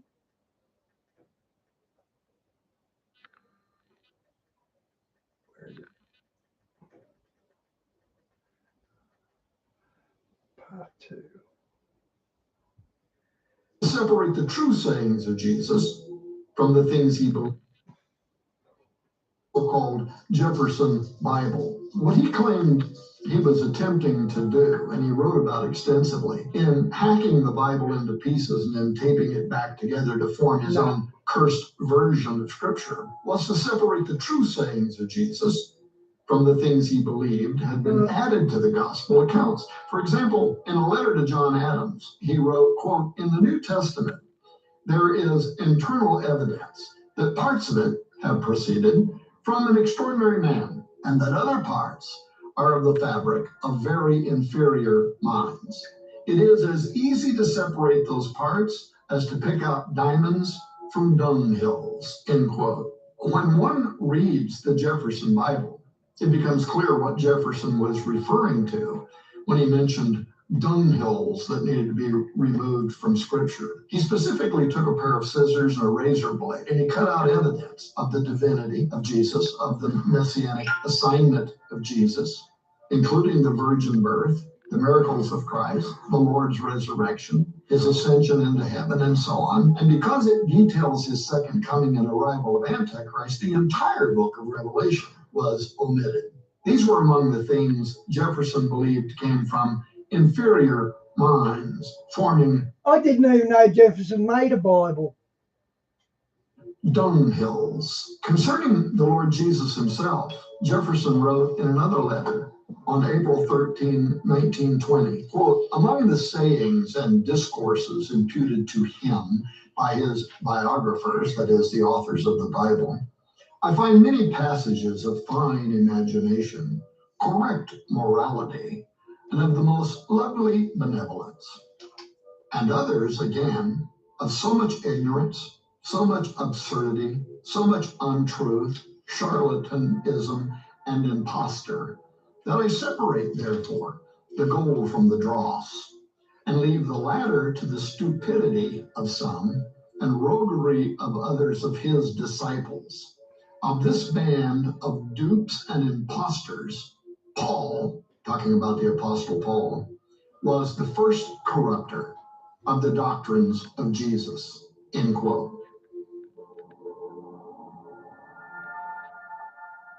So that was the second member who would guide the design of the Great Seal of the United States. And then there was Benjamin Franklin. Benjamin Franklin was one of the most influential founding fathers. He was, without question, deeply involved in Freemasonry and in other secret societies. He belonged to secret groups in 3 countries involved in the War of Independence: America, France, and England. He was master of the Masonic Lodge of Philadelphia. While over in France, he was master of the 9 Sisters Lodge, from which sprang the French Revolution, which was significantly anti-God. In England, he joined a rockish political group founded by Sir Francis Dashwood, known as the Hellfire Club. This 18th century group is described as follows, quote, "The Hellfire Club was an exclusive English club that met sporadically during the mid-18th century. Its purpose at best was to mock traditional religion and to conduct orgies. At worst, it involved the indulgence of satanic rites and sacrifices. The club to which Franklin belonged was established by Francis Dashwood, a member of Parliament and friend of Franklin. The club, which consisted of the Superior Order of 12 members, took part in basic forms of satanic worship. In addition to taking part in the occult, orgies and parties with prostitutes were also said to be the norm," end quote. It might have been a lot darker than that. On February 11, 1998, the Sunday Times out of England reported that 10 bodies were dug up from beneath Benjamin Franklin's home at 36 Craven Street in London. Wow. The bodies were of 4 adults and 6 children. They were discovered during a costly renovation of Franklin's former home. The Times reported, quote, "Initial estimates are that the bones are about 200 years old and were buried at the time Franklin was living in the house, which was his home from 1757 to 1762 and from..." Shawnee, I subbed that guy that done Demon Face. That's it. That's his channels. That's Impossible. Been following him for a couple of years now. He's very interesting.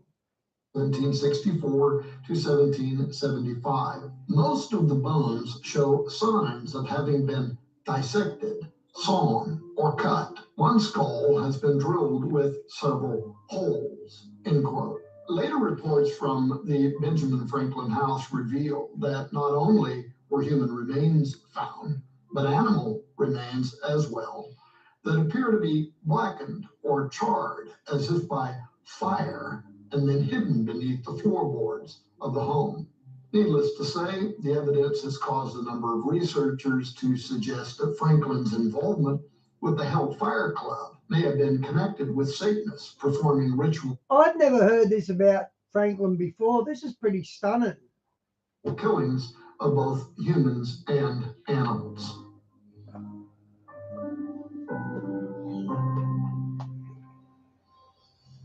With that brief history of the men designated to design the Great Seal in mind, it's important to note that besides Benjamin Franklin, as many as 44 of the 56 signers of the Declaration of Independence were also Freemasons. Numerous U.S. presidents were part of the craft as well, including Washington, Monroe, Jackson, Polk, Buchanan, A. Johnson, Garfield, McKinley, Theodore Roosevelt, Taft, Harding, F. Roosevelt, Truman, L.B. Johnson, Ford, and numerous others. Not to mention those in the order such as Paul Revere, Edmund Burke, John Hancock, and so many more.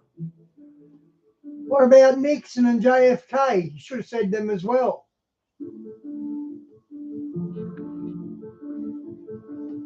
Besides the Great Seal, The question, though, of whether the Order of Freemasons engineered the entire United States city named after America's first president, according to an occult grand design, is something that I want to talk about. It's definitely something that a growing body of historians and researchers are admitting. For instance, David Obeson, who became a Mason after writing The Secret Architect of Our Nation's Capital, The Masons and the Building of Washington, D.C., he argues effectively that the city's layout intentionally incorporated the esoteric belief system of Freemasonry, especially as it involved astrologically aligning the capital with the constellation Virgo or Isis. In 1793, when George Washington sanctioned the laying of the Capitol building's cornerstone, he did that while wearing a Masonic apron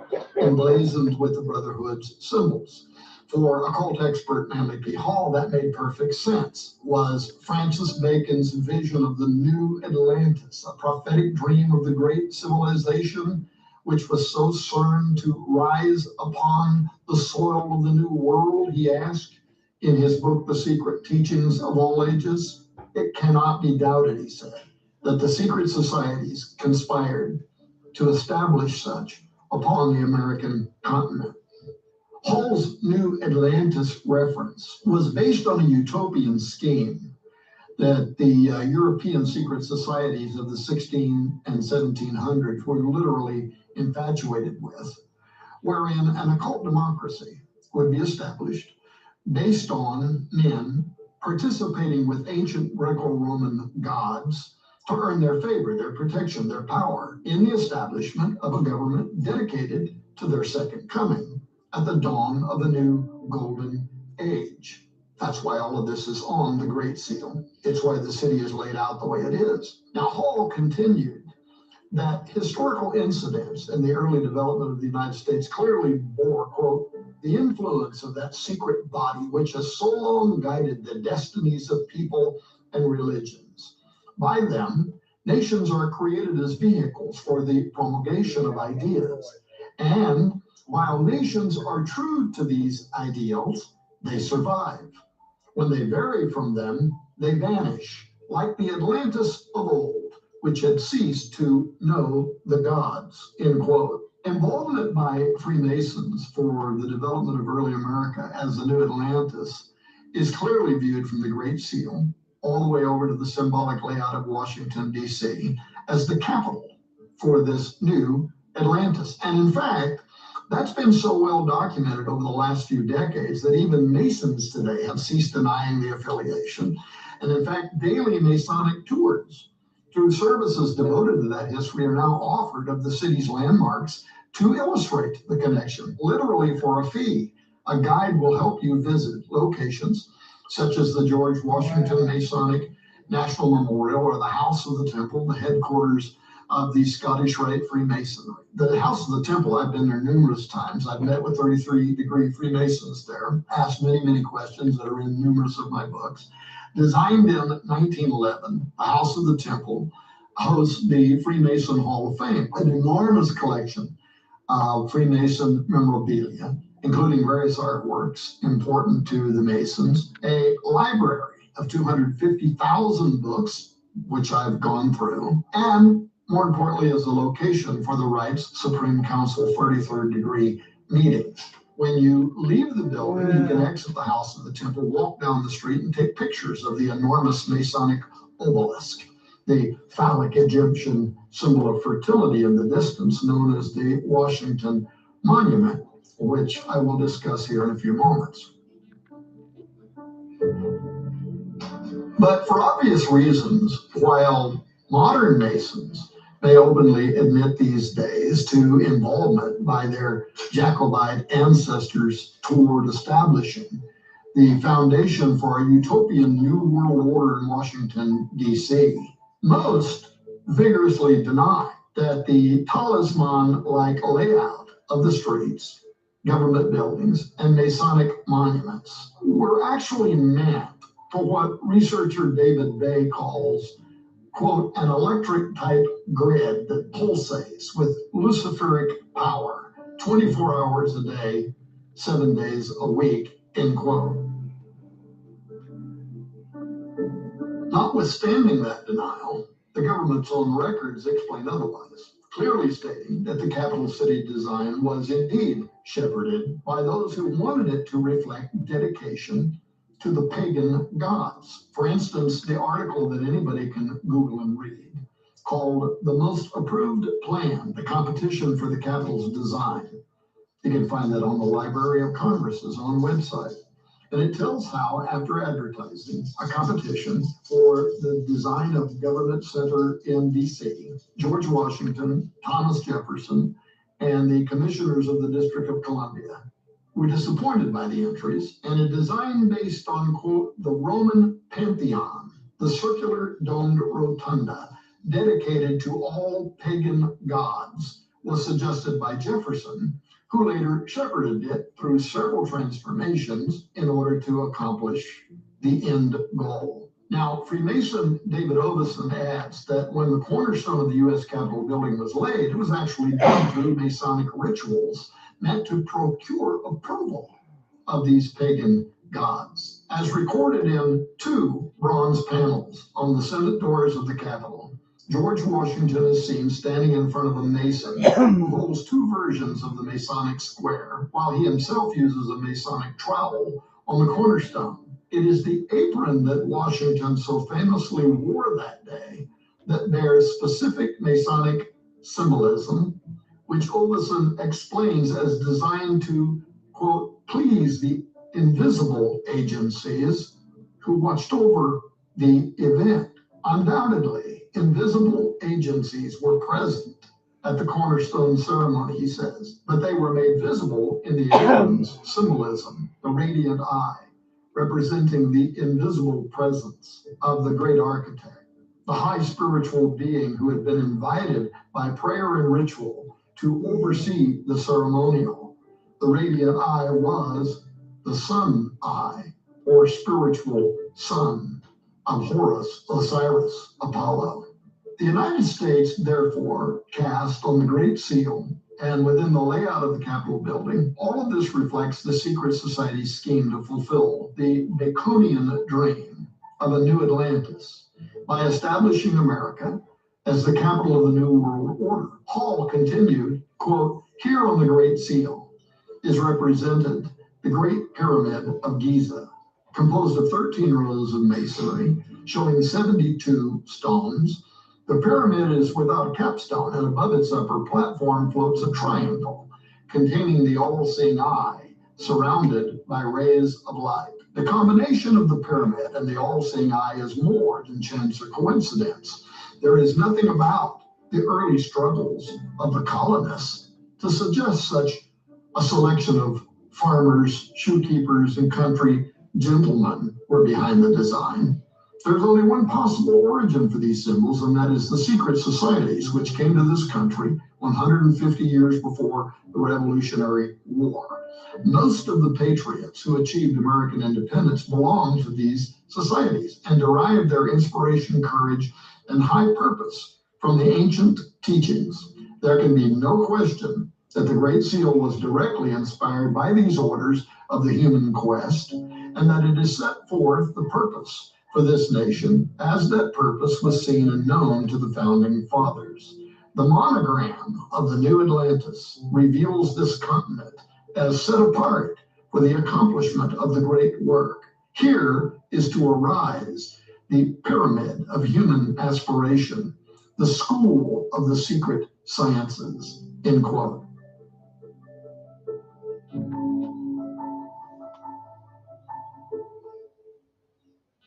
Besides Manly Hall, other late scholars who also recognized the occult symbolism of the Great Seal as pointing to this secret destiny of America included famous people like Rhodes Scholar James H. Billington, Harvard professor Charles Eliot Norton, who described the Great Seal as hardly other than an emblem of a Masonic fraternity. And in 1846, 33rd degree Freemason noted author James D. Carter inadvertently confirmed that as well when he admitted that the Masonic symbolism is clearly known whenever, quote, an informed Mason examines the Great Seal, end quote.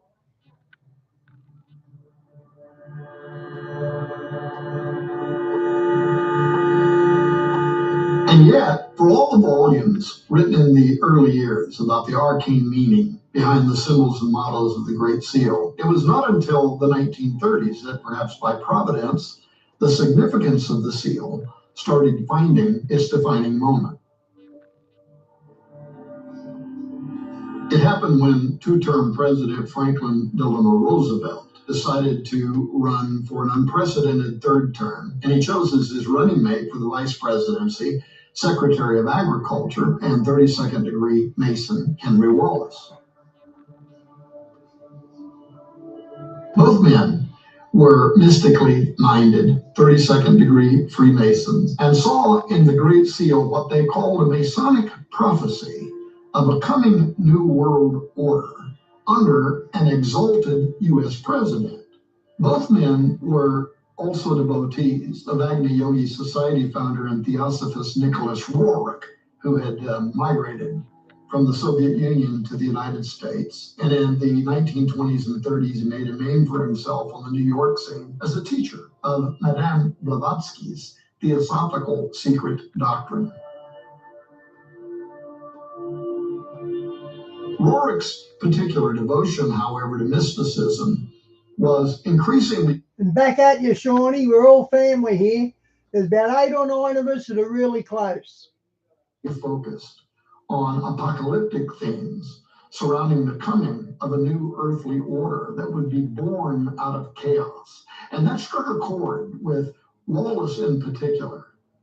All of this came to light later when Henry Wallace began the VP race and was actually threatened by embarrassment from the Republicans who had come into possession of a series of letters written by Wallace in the 1930s. Some of those communications were addressed to Roerich as Dear Guru, and they described the anticipation that Wallace felt for what he called the breaking of the new day, a time when a mythical kingdom would arrive on Earth, accompanied by a special breed of people. Although Roosevelt would be the one to set in motion the push to place the Great Seal of the United States on the U.S. $1 bill, it was Wallace who actually claimed it was he who first brought the seal's oracular significance to Roosevelt in the 1930s, believing that the symbolism of the emblems carried reference to Roosevelt's New Deal, and more important, the Masonic prophecy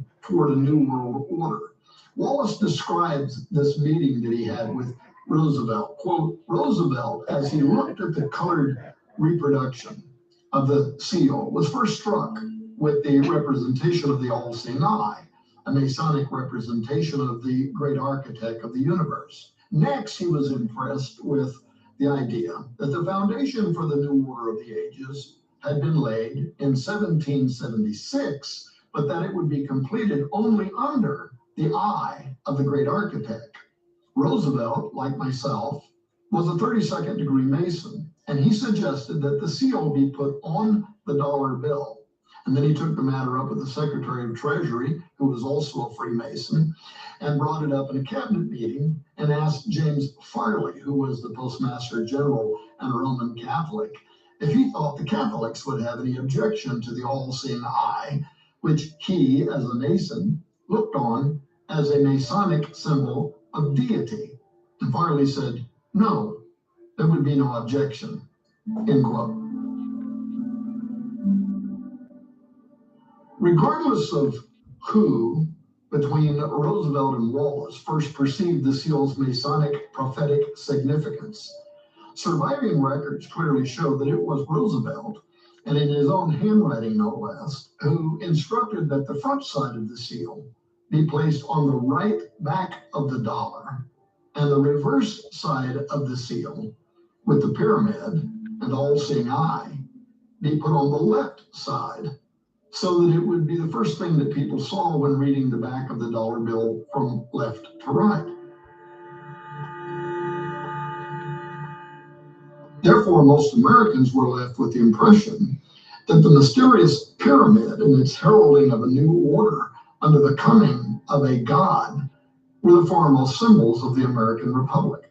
Wallace and Roosevelt viewed this all-seeing eye above the unfinished pyramid as pointing to the return or the reincarnation of the coming savior of masonry, referenced in the mottos Anavet Coeptis and Novus Ordo Seclorum, whose arrival would cap the pyramid and then launch the New World Order. The all-seeing eye on the Great Seal is fashioned after the Eye of Horus, the offspring of Osiris, or Osiris resurrected, as both of these men understood. But Aleister Crowley, who was also a 33rd degree Freemason, who called himself the wickedest man on earth, the Antichrist 666 and all that, he was a Roeric occult contemporary. Yep. He often spoke of this as the new age of Horus being reflected on the great. Shawnee, I say the Lord's Prayer to let Jesus know he's the first thing on my mind when I wake up. Then the rest of the day I just jump in and out and chat to him like I do a mate.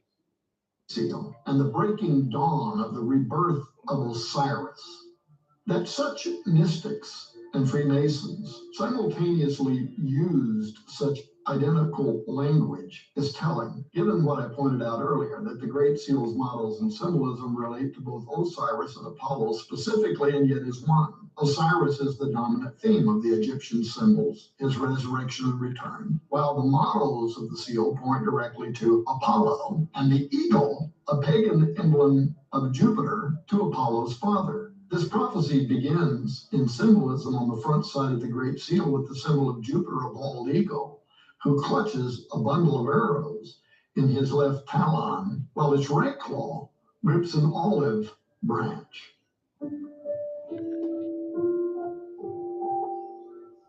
Besides the origin of the Latin mottos on the Great Seal being derived from Apollonian prophecies, forecasting the second coming of this Apollo Osiris under the usurper Jupiter Saturn in a final occult world order, the symbols on the Great Seal confirm the secret destiny of America and the desire of especially Thomas Jefferson to accommodate the magical entry of these entities at the start of what I would call the Great Tribulation period. And again, I've gone out on a limb, and I am pointing to the year 2025 as potentially the start date of that event. When you look at the front side of the Great Seal, you're stricken with the redundancy of the number 13's uses. 13 bars and stripes in the shield, 13 arrows, 13 leaves in the olive branch, and so on.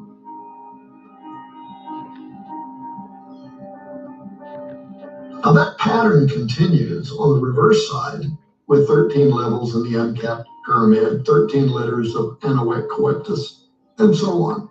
Albert Pike, in his famous book Morals and Dogma, revealed that Freemasonry's two sets of meanings exist behind these symbols. In this case, the superficial translation for blue degree Masons and the profane, that's you and me, which assert that the number 13. Susan, I usually go on Christians versus Muslim debate sites, and usually before I show up, the Christians are real timid and they let the Muslims sort of bully them.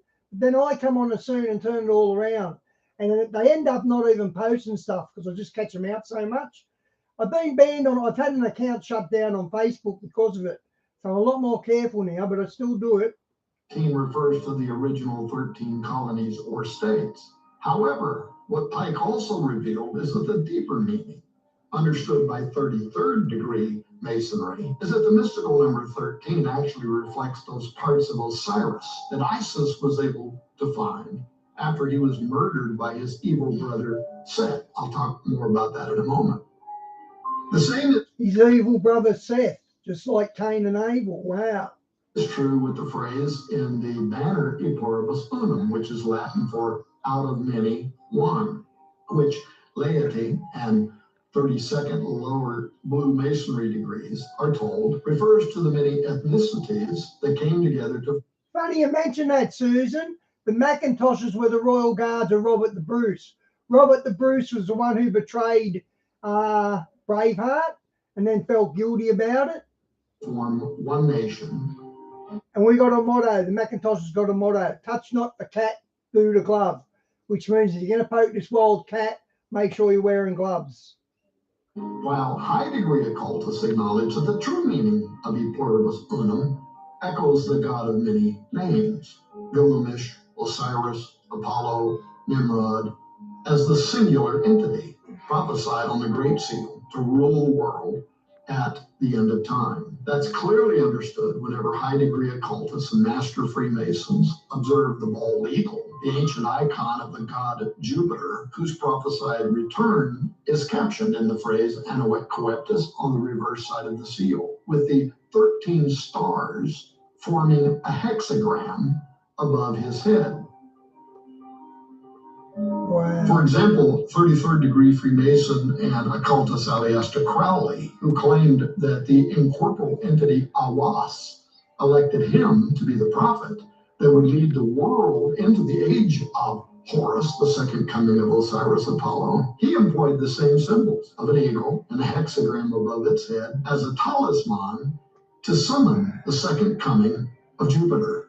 And then there's the accompanying layout of Washington, D.C. itself. David Oveson, who I mentioned earlier, whose works have been widely endorsed by Freemasons, including the top level Freemasons in Washington, D.C., and also endorsed by Robert Hieronymus, considered one of the world's foremost authorities on the Great Seal. His works have been called, quote, exceptionally well referenced, and adds that the dedication of buildings such as the U.S. Capitol building, Cornerstone, had to be done at certain astrological times related to the zodiacal constellation Virgo or Isis, while Jupiter was rising in Scorpio because, quote, the Cornerstone ceremonial was designed not only to gain the approval of the spiritual beings, but also had to ensure that these were content that the building was being brought into the world at the right time, end quote. Oveson later stated more directly, quote, whoever arranged for Virgo to be so consistently operative during foundation and cornerstone ceremonies must have been alert to the fact that they were inviting some archetype or spiritual being to direct the destiny. So they're called heroes because they alerted the authorities 10 seconds before they hit the bridge. Okay, I don't think that's what makes you a hero. Of the city, end quote. Finally, Oveson hints who the spiritual being governing the capital of the United States and directing our destiny is when he said, quote, a medieval esotericist would have said that Washington, D.C. was governed by the intelligency Hamalel, the spiritual entity which ruled Virgo and which worked hand in hand with Mercury, end quote. Diane, I saw one news thing about that bridge, and they said there was 9 maintenance workers on the bridge, and they're actually missing. But I've only seen that in one news release. Well, Hamalel, folks, is an evil adversary of the cherubim of God, serving under Lilith, whose devotees gather annually with U.S. presidents and other global dignitaries. Lord, Susan has asked us to pray for her. She seems to be under attack. So, Lord, we're going to ask you to step in and protect Susan and her family from whatever is attacking her. She's one of your daughters, Lord, so you do answer righteous prayer. So this is on Susan's behalf.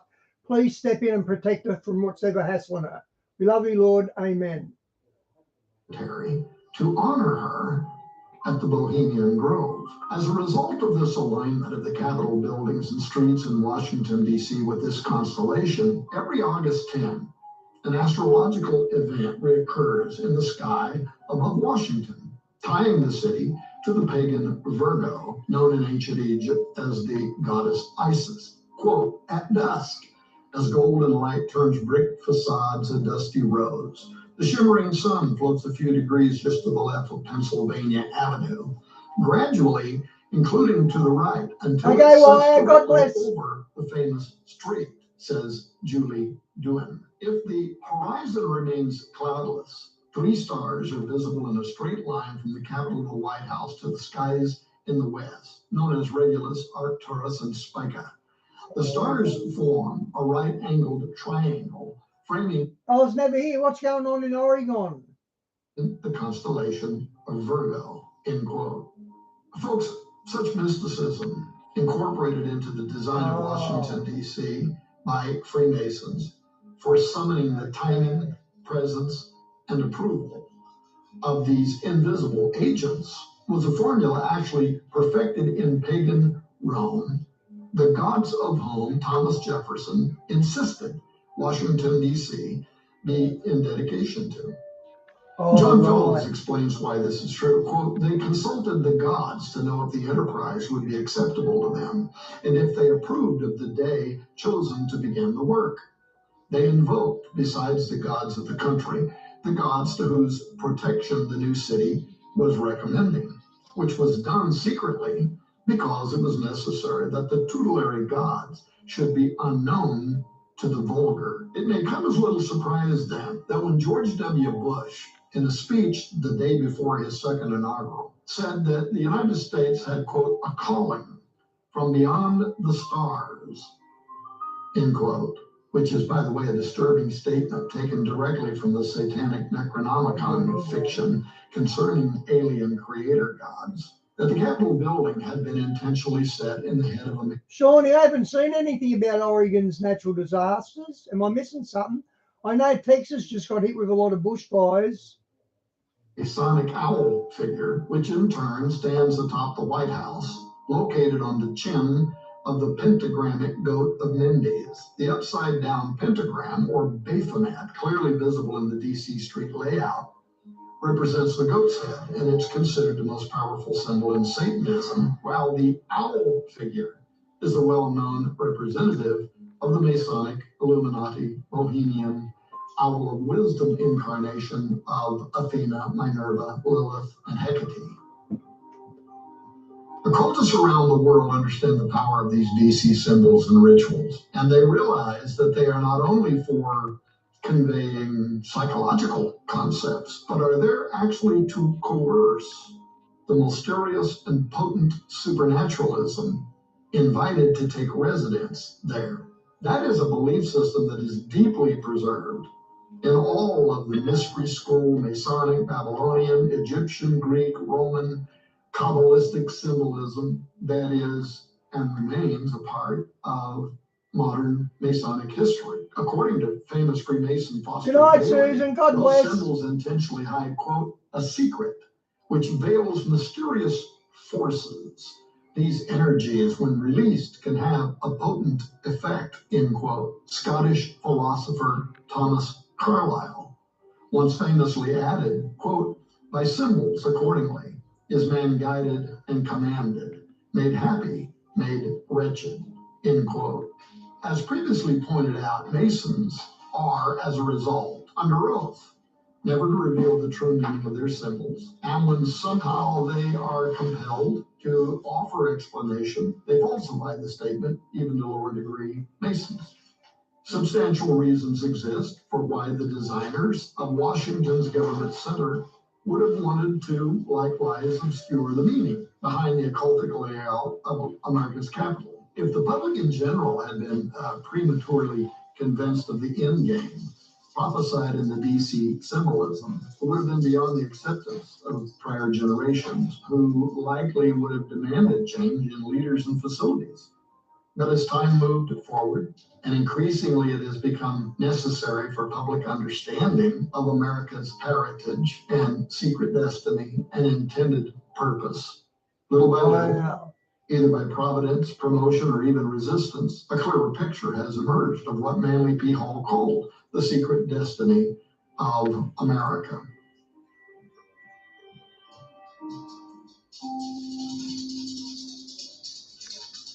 Now, as I've written in several books, the vast majority of people, when looking at Washington, D.C. and at the Vatican, never comprehend how these cities actually constitute. Yeah, the 1,000 points of light. George Bush Jr. No, George Bush Sr., wasn't it?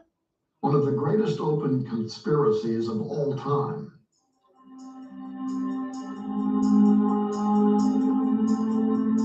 In both cities, reproduced in all their glory and right before the world's eyes, is an ancient talismanic diagram based on the history and the cult of Isis, Osiris, and Horus, including the magical utilities meant to generate the deity's return. It's a primeval concept, especially that of domes facing obelisk.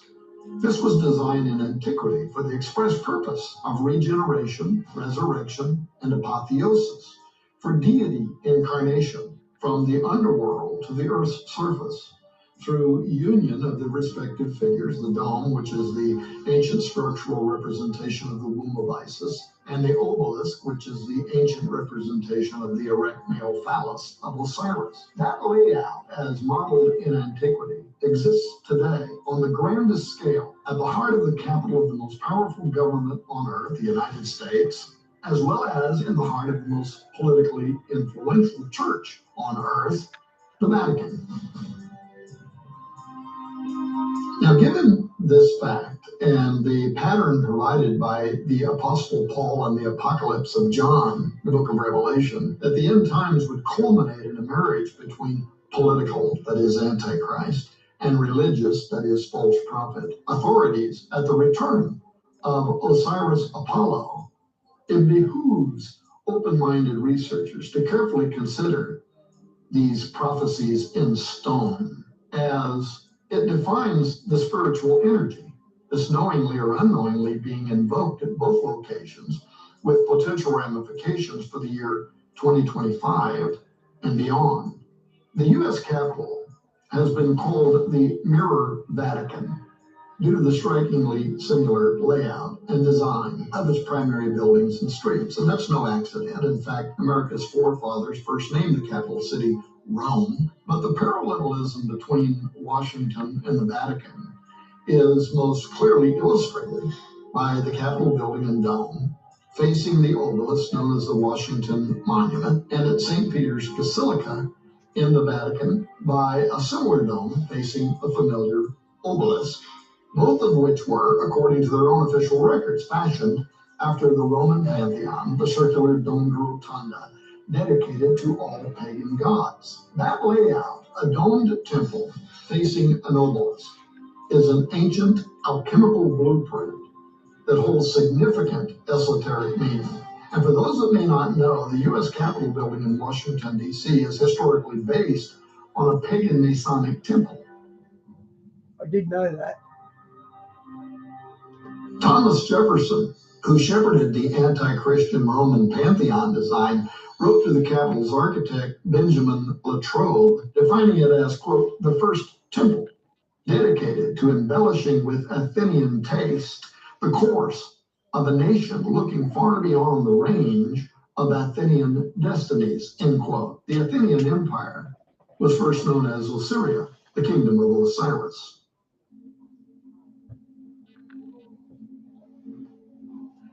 Now, in 1833, Massachusetts Representative Rufus Coyote agreed with that, writing, quote, we have built no national temples but the Capitol, end quote.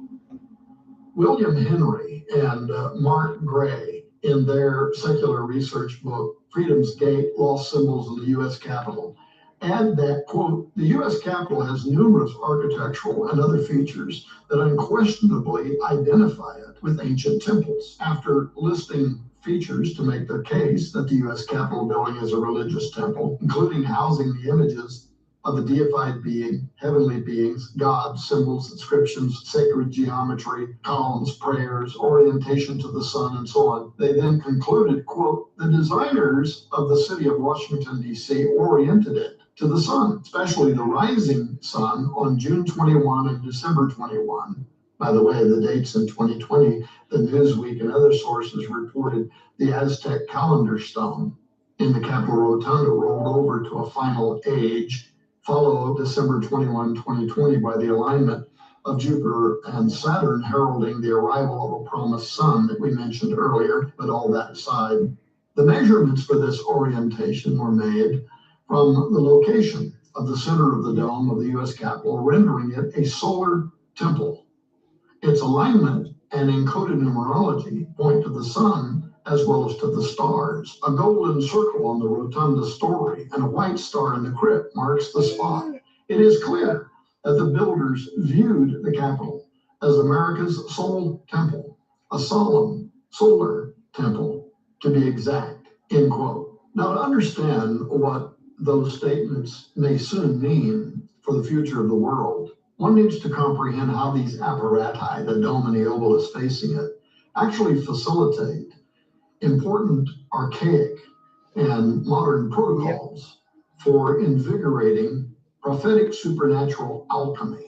In ancient times, the obelisk represented the god Osiris's missing male organ, which Isis was not able to find. I think it's the Egyptian dynasty. They're going to come back as our alien saviors. I think it's that dynasty they're going to use. After her husband brother was slain and chopped into 14 pieces by his evil brother Seth or Set. The story involves a detailed account of the envious brother Set working with 72 conspirators to trick Osiris into climbing into a box, which Set locked and threw into the Nile. Osiris drowned, and his body floated down the Nile River where it snagged on the limbs of a tamarisk tree. In Byblos, Isis recovered his body from the river bank and took it into her care, but in her absence, Set stole the body again, and this time he chopped it into 14 pieces, which he threw into the Nile. Isis searched the riverbank until she recovered every piece except for the genitals, which had been swallowed by a fish. Isis recombined the 13 pieces of Osiris. I'm guessing the fish was gay then. That she had found and replaced his missing organ with a magic facsimile, an obelisk, which she then used to impregnate herself during the very first raising of Osiris ceremony, in which she called forth the seed of the dead god from the underworld up through the magic device, thus giving rise to Osiris again in the person of his son, Horus. That legend for reincarnating Osiris literally formed the core of Egyptian cosmology, as well as the Rosicrucian Masonic dying and rising myths, and was fantastically venerated on the most imposing scale throughout all of Egypt by towering obelisks representing the phallus of Osiris and domes representing the pregnant belly of Isis, including at Karnak, where the upright obelisks were vitalized or stimulated from the energy of the masturbatory sun god Ra shining down upon them.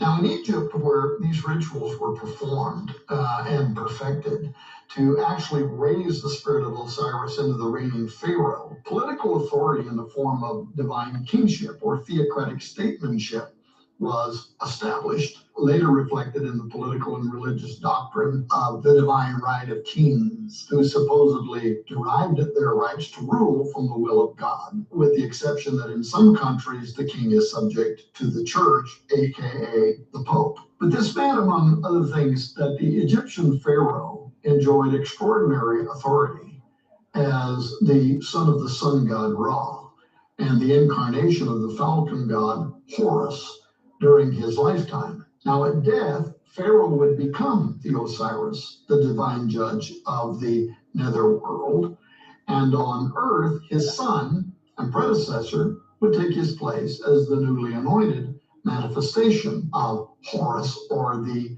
reincarnated seed of Osiris. So each generation of pharaohs provided the gods with a spokesman for the present world and for the afterlife, while also offering the nation divinely appointed leadership. The observant listener at this point may be wondering, but was there something more to the pharaoh's deification than faith in ritual magic? The cult center of Amun-Ra at Thebes may actually hold the answer, as it was the site of the largest religious structure ever built, the Temple of Amun-Ra at Karnak, and the location of many extraordinary, mysterious rites. The great temple, with its miles of walls and gardens, was the primary object of fascination, by the way, and worship by the nemesis of Moses, the Pharaoh of the Exodus, Ramses II. But this was the place where each Pharaoh would reconcile his divinity in the company of Good night, Amon-Ra Shawnee. during a festival called Opet.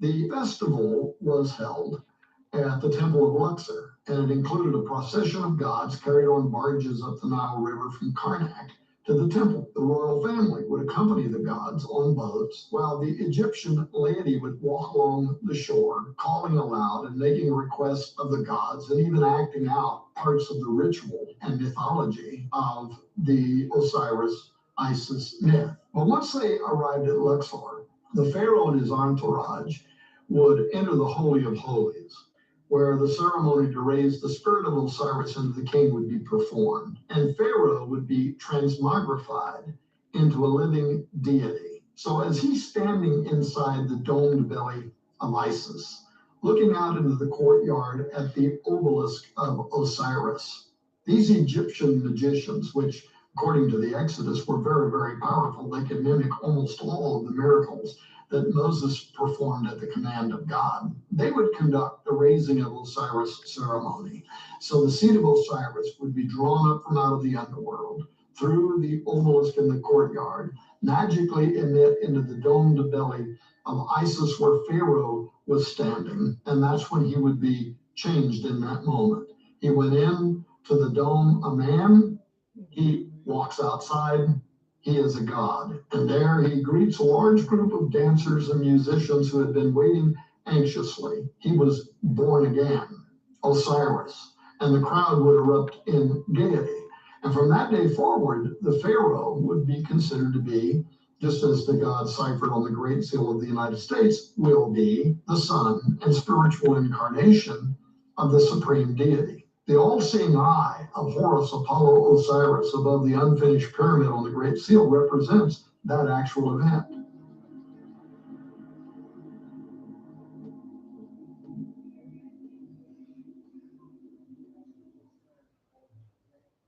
Fast forward to today, at the inauguration of every American president, while he is standing inside the U.S. Capitol Dome, looking out at the largest obelisk of its kind in the world, across town at the House of the Temple, the modern Egyptian magicians, the Freemasons, simultaneously are conducting the raising of Osiris ceremony to call forth the seed of Osiris Apollo from the underworld through the Washington Monument obelisk, where it magically emits into the U.S. Capitol Dome, where America's new leader is standing there, accepting his role as the living representative of deity.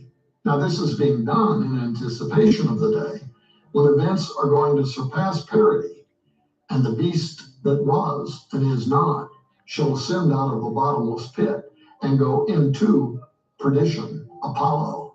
And they that dwell on earth shall wonder, whose names were not written in the book of life from the foundation of the world, when they behold the beast that was and is not and yet is. For a few adepts of history and secret orders, the DC ritual is deliciously staged, as even the term inaugurate is from the Latin or Roman inauguratio and refers to the archaic ceremony by which the Roman augurs or soothsayers would approve a king or a ruler or other action through omens as being sanctioned by the god Jupiter, which Thomas Jefferson wanted America dedicated to, the same entity whose prophecies on the Great Seal herald his upcoming challenge to Yahweh Jehovah for heavenly supremacy, while his son, for a while, Apollo Osiris, Caesar's authority over the world in a final golden pagan age. As pointed out in our best-selling documentary Belly of the Beast and in broadcast programs on Skywatch TV, the dome where U.S. presidents stand during inauguration and where they lie in state for their spirit to rise into the apotheosis overhead to join George Washington in the kingdom of Osiris at death, alone is an unparalleled magical construct that openly hides the most formidable ancient supernaturalism meant for regeneration of Apollo, Osiris. In fact, the U.S. Capitol Dome is a satanic antichrist plagiarism of the death, burial, and resurrection of Jesus Christ that I believe is going to play a role in the healing of Antichrist after he experiences a deadly head wound in Revelation 13:3. Note that the 1865 Apotheosis of Washington, which was painted by Greek-Italian artist Costantino Bruniti, is visible through the oculus of the dome in the rotunda. It bears anything but Christian symbols. It is filled with those Greco-Roman gods to whom Thomas Jefferson dedicated the United States. It is called the Apotheosis of Washington. Apotheosis means to become a god or a revived eternal being. In this depiction, Washington is becoming Osiris of the afterlife. The gods in the painting surrounding Washington are depicted helping the founders establish a more perfect union, as in the New Atlantis scheme described elsewhere in my upcoming book, Zeitgeist 2025.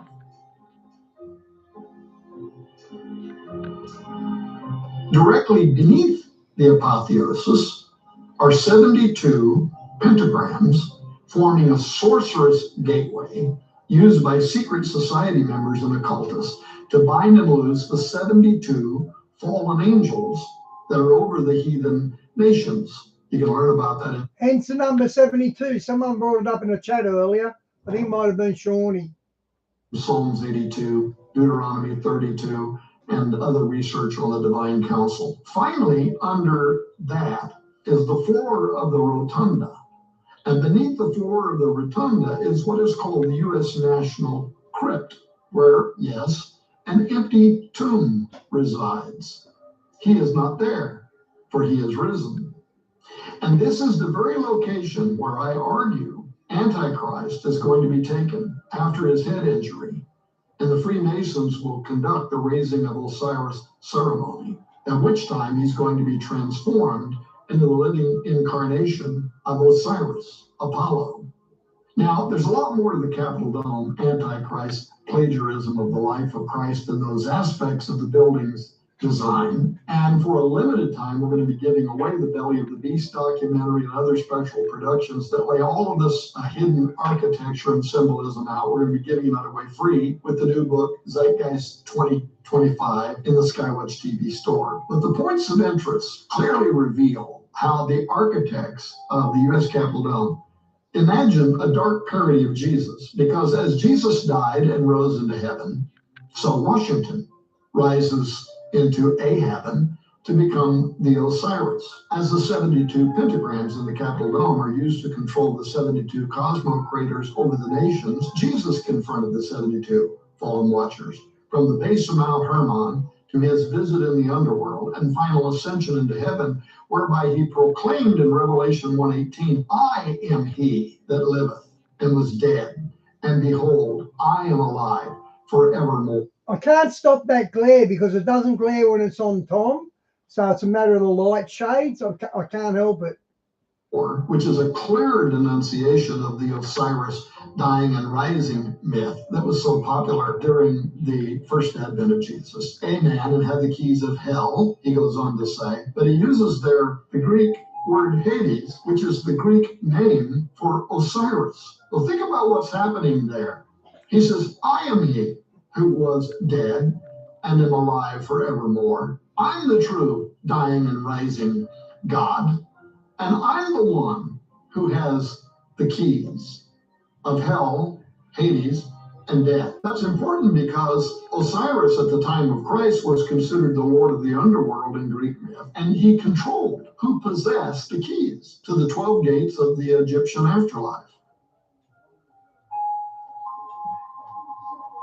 Much has been written by historians within and without Masonry as to the relevance of the number 72 and the alchemy related to it in the Kabbalah, Freemasonry, and Jewish apocalyptic writings. For instance, 72 equals the total wings that Enoch received when he was transformed into the powerful angel Metatron.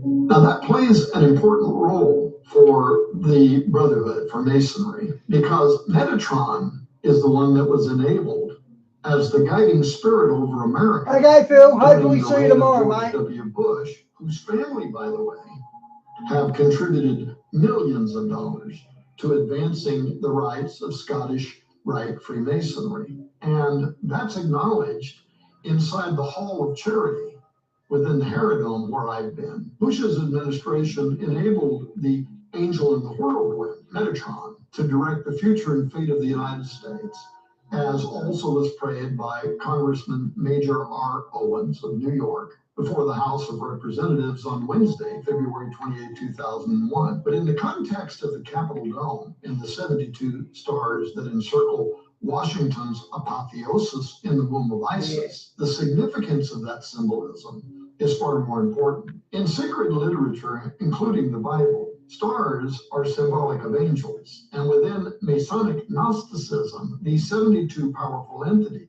So I don't think Hagman's got his own channel anymore. I'm not sure though. Reflected in the 72 conspirators that controlled Osiris's life in Egyptian myth, they currently administer the affairs of earth under Satan, the god of this world, according to 2 Corinthians 4:4.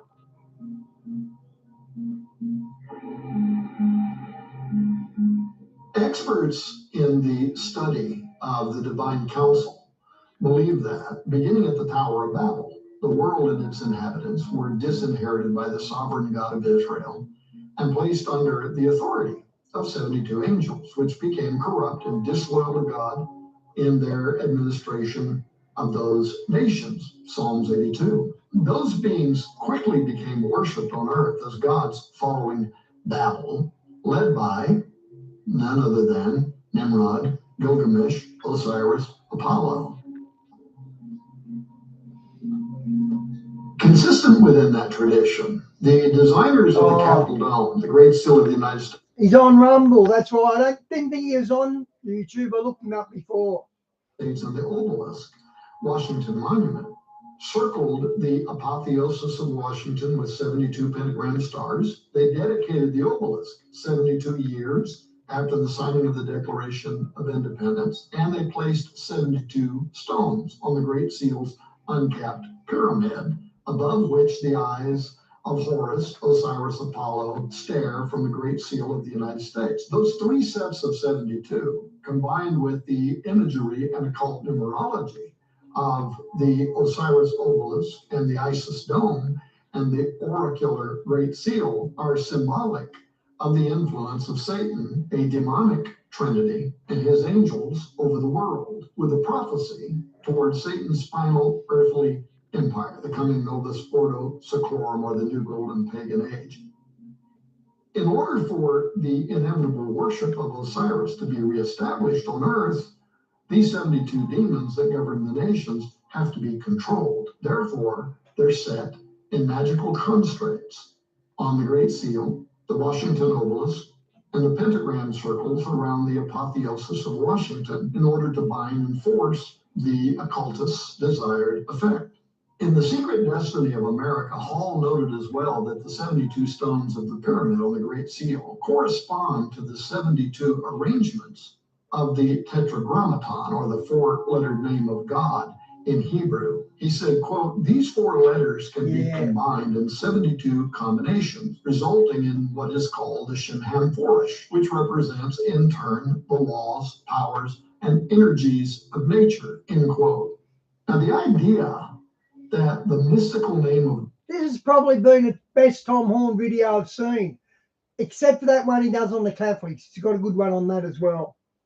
God could be invoked by occultists to bind or loose supernatural agents or powers and energies of nature, as Hall called them, is meaningful creed within many occult tenets, including Kabbalah and Freemasonry. And this is why the 72 stars are pentagram shaped around the deified Freemason George Washington. Medieval books of magic, or grimoires, such as the Key of Solomon and the Lesser Key of Solomon, not only identify the star systems Orion, which is Osiris, and Pleiades, which is Apollo, as the home of these powers, but applies great importance to the pentagram shape of the stars for binding and loosing their influence.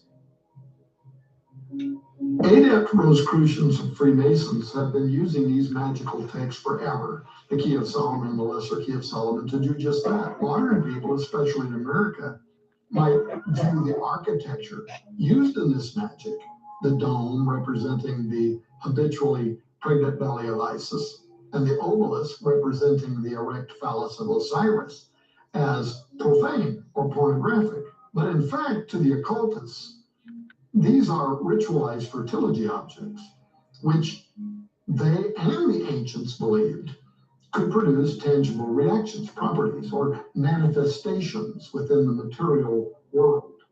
The obelisk and dome, as imitations of the deity's male and female reproductive organs, could, through government representation, invoke into existence the being or beings symbolized by them. So through such imitative sex, the dome and obelisk become energy receivers capable of assimilating Ra's essence from the rays of the sun, which in turn draw forth the seed of the underworld Osiris. The seed of the dead deity would, according to the supernaturalism, transmit upward out of the underworld through the base or testes of the obelisk and magically emit from the tower's head into the womb or dome of Isis, where incarnation into the sitting pharaoh or king or president would occur during what Freemasons also call the raising of Osiris ceremony. And in that way, Osiris could be habitually born again, reincarnated as Horus, and constantly direct the spiritual destiny of the nation. Wow.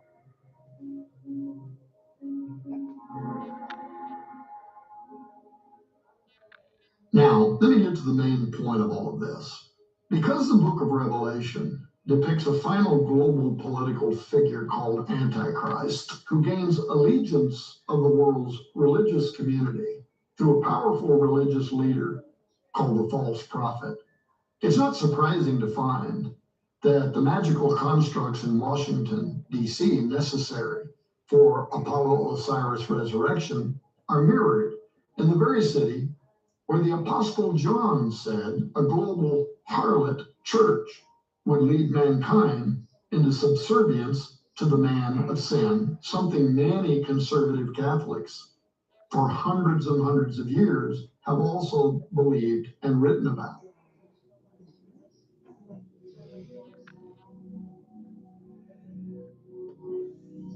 Now, to be sure, the 330-ton obelisk in St. Peter's Square in the Vatican City is not just any obelisk. It was actually cut from a single block of red granite during the 5th dynasty of Egypt to stand as Osiris's erect phallus at the Temple of the Sun in ancient Heliopolis, or the city of On, as it is called in the Bible, dedicated to Ra, Osiris, and Isis.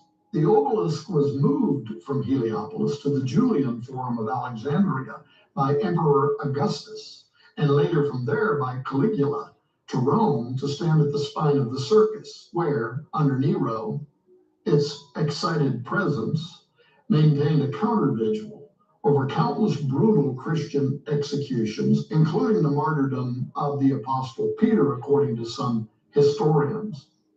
Over 1,500 years following that, Pope Sixtus V ordered hundreds of workmen under celebrated engineer architects Giovanni and Domenico Fontana to move the phallic pillar to the center of St. Peter's Square in Rome. And when the cross was placed on top of the obelisk, as you see it today in the middle of St. Peter's Square, the Pope marked that occasion by conducting the ancient rite of exorcism against the phallic symbol. This was first scheduled to occur September 14th to coincide with the liturgical feast of the Exaltation of the Cross, and not coincidentally under the zodiacal sign of Virgo, Isis.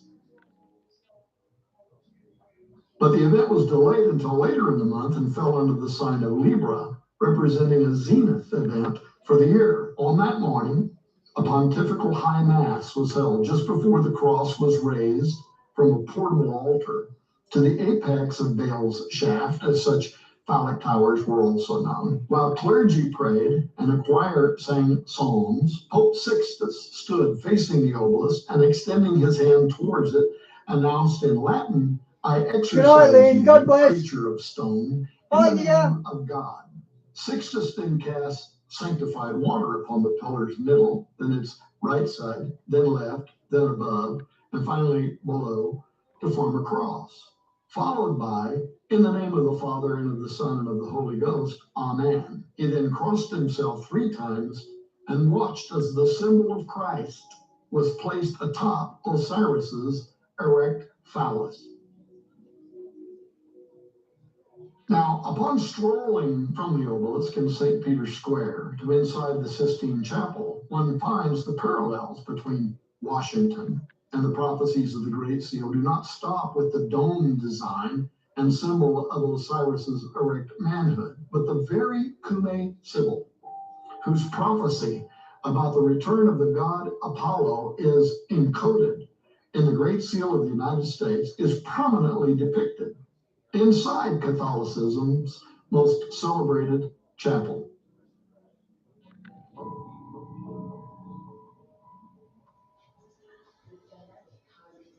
With all of that in mind, whatever happens between now and 2025, I firmly believe events unfolding around the world today, and especially inside the United States, suggest a very near future in which a man of superior intelligence, wit, charm, and diplomacy is indeed going to emerge on the world scene as a savior.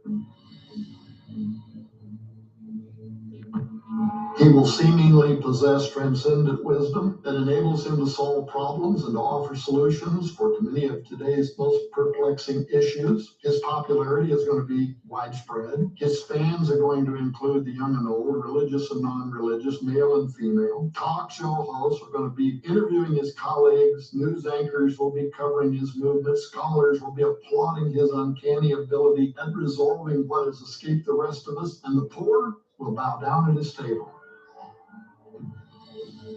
He is going in all human respects to appeal to the best ideas of society, but his profound comprehension and irresistible presence will be the manifest of an invisible network of thousands of years of collective knowledge. He will quite literally represent the embodiment of that very old super intelligent spirit predicted on the Great Seal in the capital city layout of the United States. As Jesus Christ was the seed of the woman, according to Genesis 3:15, this man's going to be the seed of the serpent. Moreover, though his arrival in the form of a man was foretold by numerous scriptures, the broad masses are not going to immediately recognize him for what he actually is: paganism's ultimate incarnation, the beast, Apollo, Osiris of Revelation 13:1 and 17a. Okay, with all this hindsight, what do you think is going to happen on the 8th of the April eclipse? It's not going to be good. So I have to ask you something. Are you therefore prepared spiritually, mentally, and physically for what is just ahead? Ancient and modern occultists obviously have plans for the near future, including strategies to install the dreaded man of sin who will, for a short period of time, conquer and then betray the human race. Thankfully, it's the true Father of heaven and his Son, Jesus Christ, that are going to have the final word and ultimately determine the fate of mankind. Therefore, knowing Jesus as Savior is the first, most important emergency planning step you can take for your future security and survival.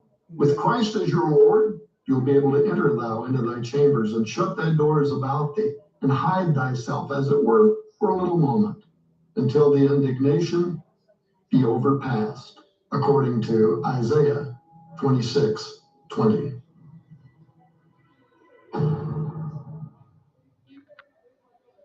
Okay, some prophecy was said now.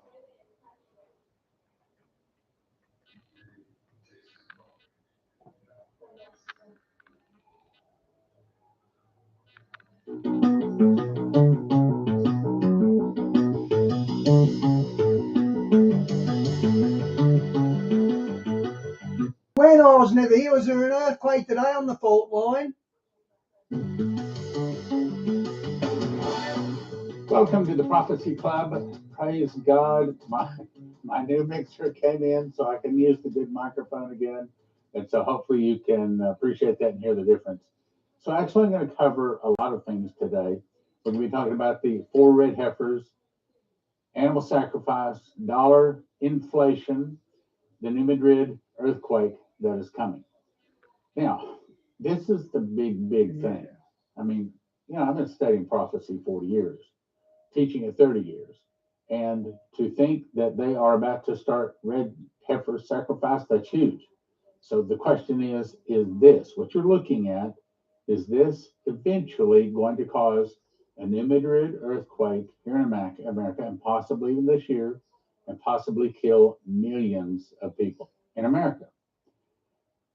Also, I've got a little bit of an update.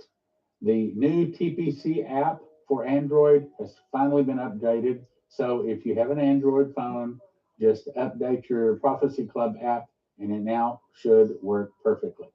Also, I've been invited to speak at Hear the Watchman conference. You can go to Hear the Watchman conference and register to come. You can also sign up to watch it. And it's like $60. You can watch the whole 3-day seminar with 13 different speakers, of which I am one of the 13. Also, I encourage you to subscribe to the channel. Also, join Prophecy Club, $9.90 a month automatic gift.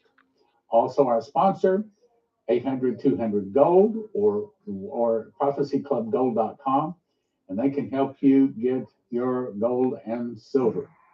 And especially if you have an IRA or 401, they can help you get into it. Also, our sponsor, Joseph's Kitchen, josephkitchen.com. All right, so this is Hal Turner.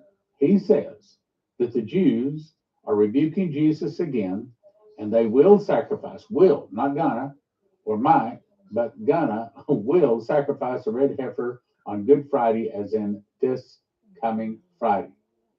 This is No way. Wow, if that's true, wow. is probably the biggest fulfillment of prophecy in my lifetime. In your lifetime, you may not realize it. He says the state of Israel has erected a giant altar to be used for a sacrifice of a red heifer or a cow to be performed on Good Friday, the day recognizing Jesus' crucifixion. The ashes from the pyre will take about 3 days to cool and will be used to ritually cleanse the rabbis On the Sunday. who will work building the third temple. Take a look at that. Take a look at that. That is huge. In the world of Bible prophecy, that is really big. And I'm about to explain why.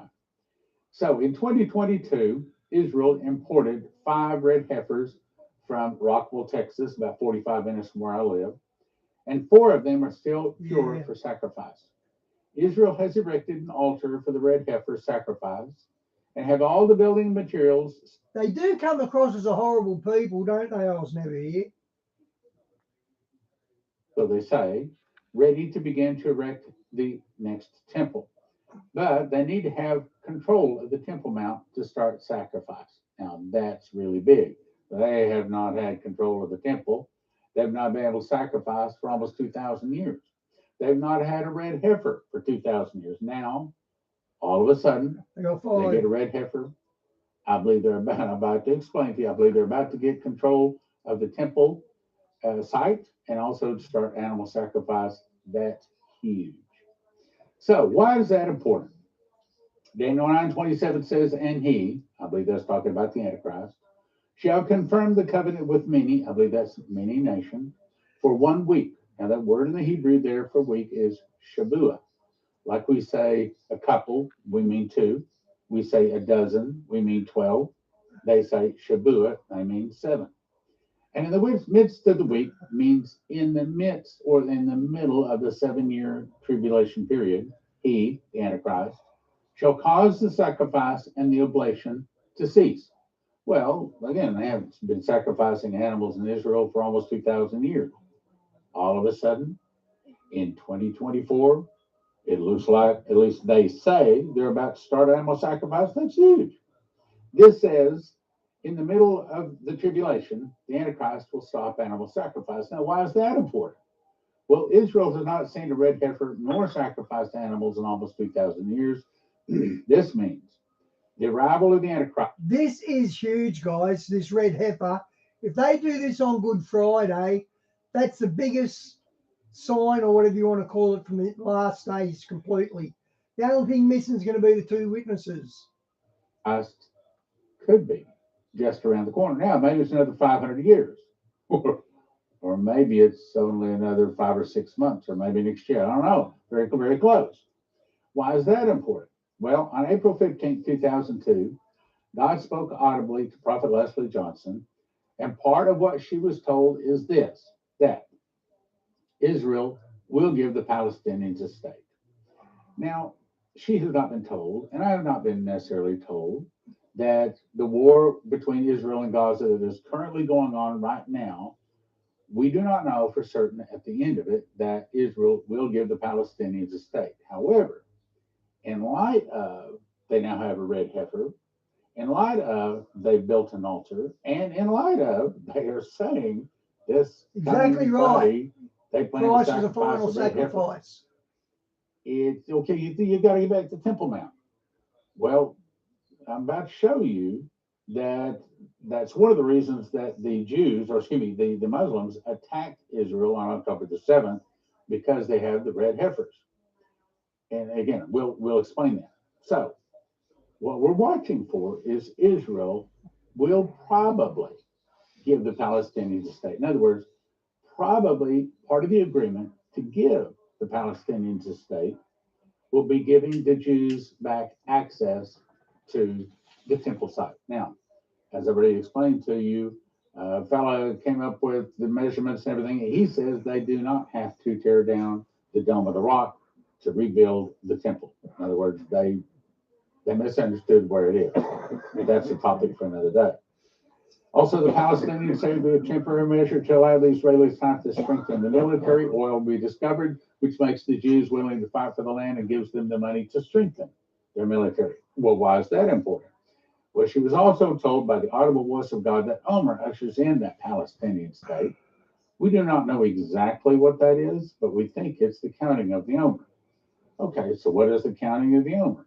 It's the 49 days between first fruits, and if it's this year, first fruits is on April 25th, and Pentecost is on June 13th.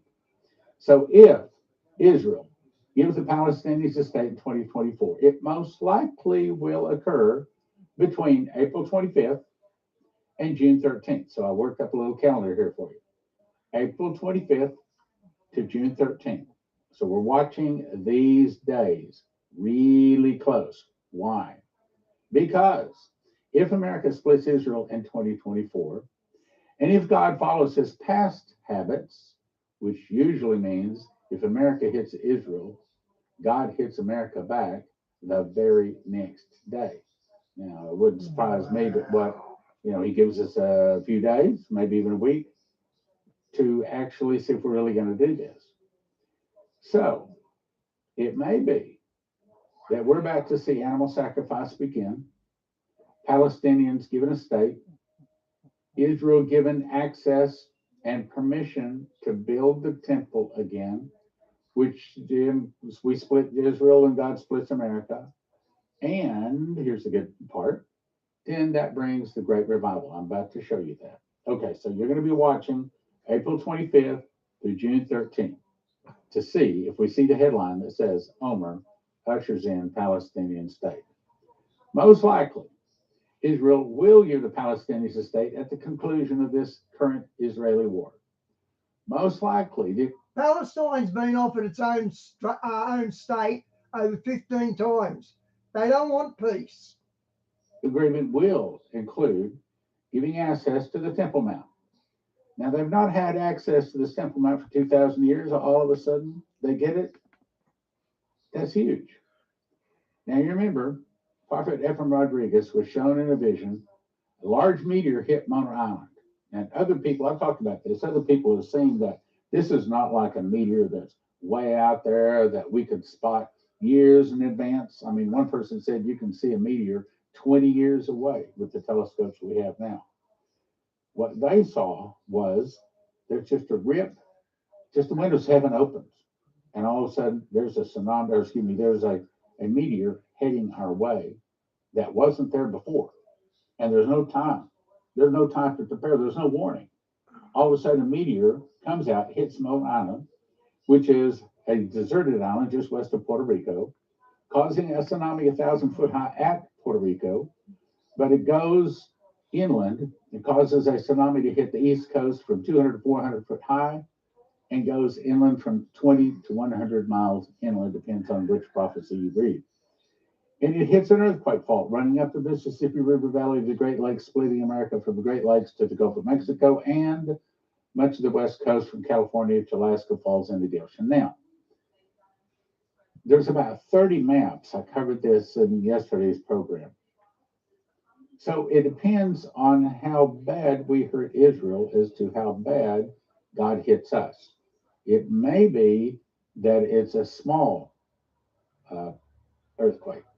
Say something like maybe from, say Tulsa, all the way down to, say, Texarkana, and maybe only killing a few thousand people.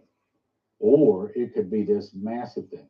I don't know how bad it's going to get, but the point is, apparently that's the judgment that brings the great revival. Remember, I told you, August the 8th, 2015, Saturday night, Lord, what do you want me to say for the sermon tomorrow morning? I heard a voice. I heard an audible voice say, this is the time of miracles. As the judgment hits, and apparently this, the Madrid fault is the judgment. As the judgment hits, so will my miracles. Miracles like no one has seen, going all the way back to Adam and Eve. You tell them, I will never leave them nor forsake them. As the judgment hits, so will my miracles. And I'm going to meet the devil inch for inch, step for step, pound for pound. Everything he does, I'm going to meet him. Now let's go on. Praise for This is Jerry's a recovery. pretty close drawing of what Leslie saw in her dream.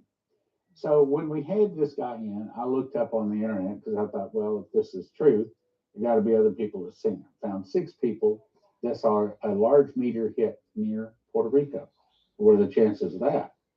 4 people saw a tsunami hit the east coast of the United States. 6 people saw America split in 2. 3 saw large chunks of California fall into the ocean. And now the count is up to 12 people who saw America split because she split Israel. Now, all of this you can get in these 2 videos. I talked about this yesterday, so I'm going to keep going. I also covered this yesterday, so you can pause and read it if you want to. But these are all of the people, all of the quotes that they say about where there's going to be a Madrid earthquake up the center of America. Now, I'm going to read this one. I haven't read this one in a while. So Shane Warren in a vision said, I saw the New Madrid fault in the heartland of America had just had a major earthquake. Immediately, devastation was shown all over the heartland of America. Along the New Madrid fault, as the earthquakes caused entire cities to crumble. Excuse me. I heard a booming voice from behind me speak, saying, they have divided my land, now I will divide their land. In the vision, I knew that he was speaking about Israel, and specifically Jerusalem.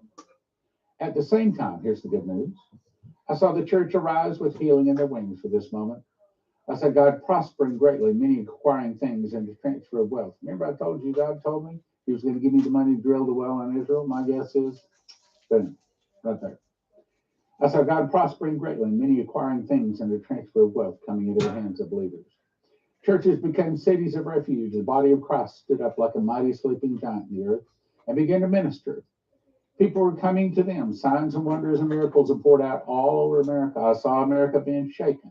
As the world, they couldn't go to the government for help anymore because they're holding up signs, we want our entitlements, right? They had to go to the church for help.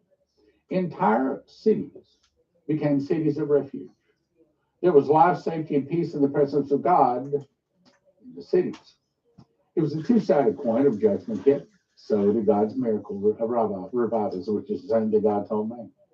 As great inflation caused an economic storm, great revival arrived, and God will raise up his church. It is likely this year, 2024, that Israel will give the Palestinians a state. We don't know that for sure, but it is likely. And that would give them access to the Temple Mount. And they may start animal sacrifices, paving the way for the Antichrist this year. It's big. It is also likely that America will see a great New Madrid earthquake, which will bring great revival. We want the great revival. We just don't want the earthquake. But unfortunately, God knows what it's going to take to get America to repent. Now, we go to another article that confirms what I've been saying. March 20th, this is Michael Snyder. A massive altar for the red heifer sacrifice has been constructed in Israel.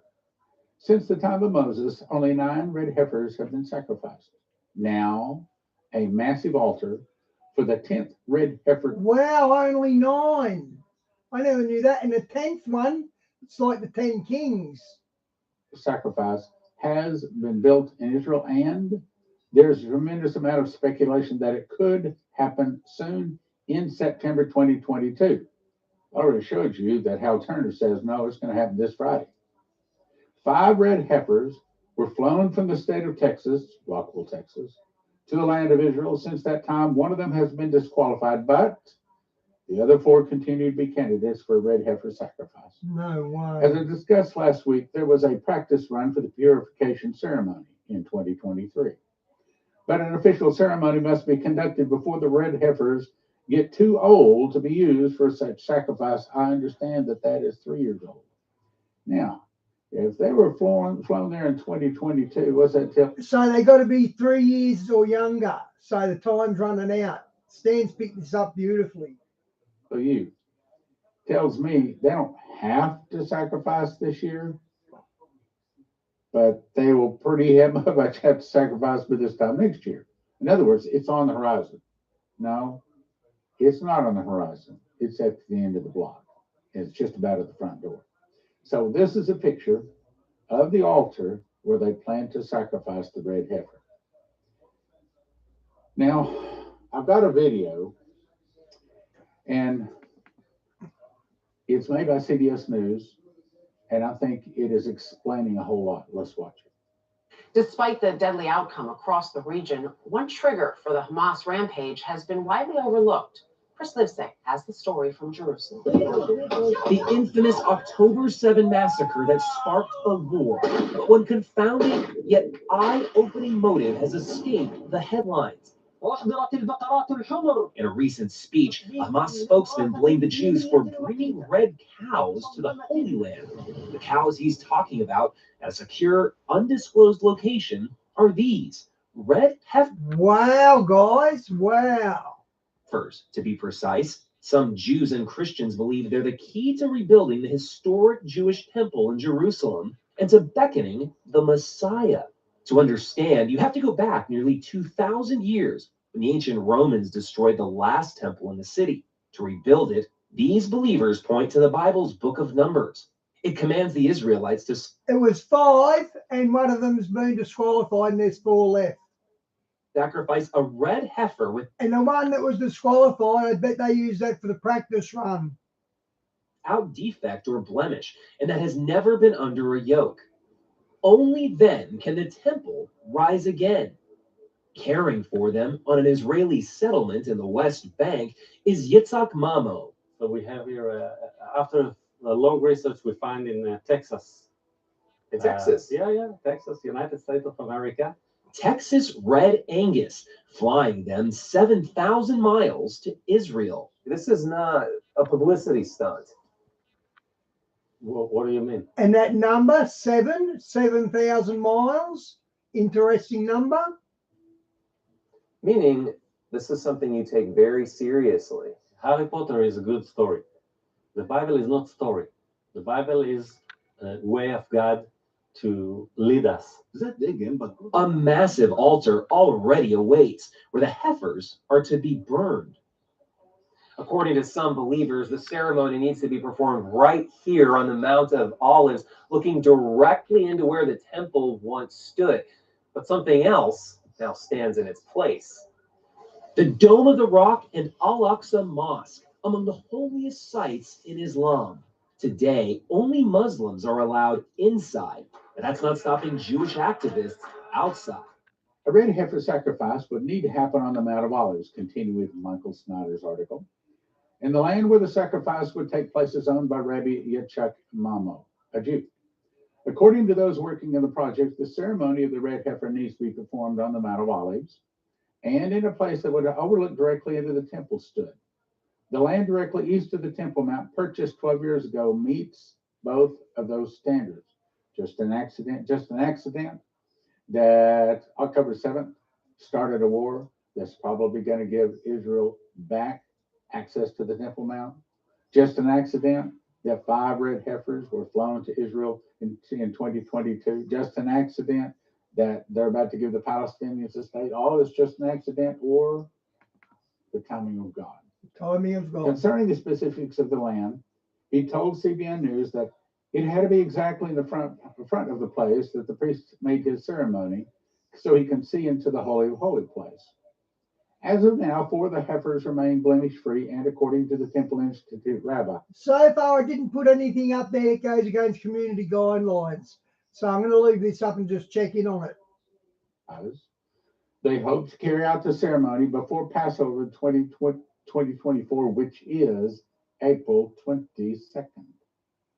This year, the Jewish people will celebrate Passover April 22nd. That is about a month away. Well, wait a minute.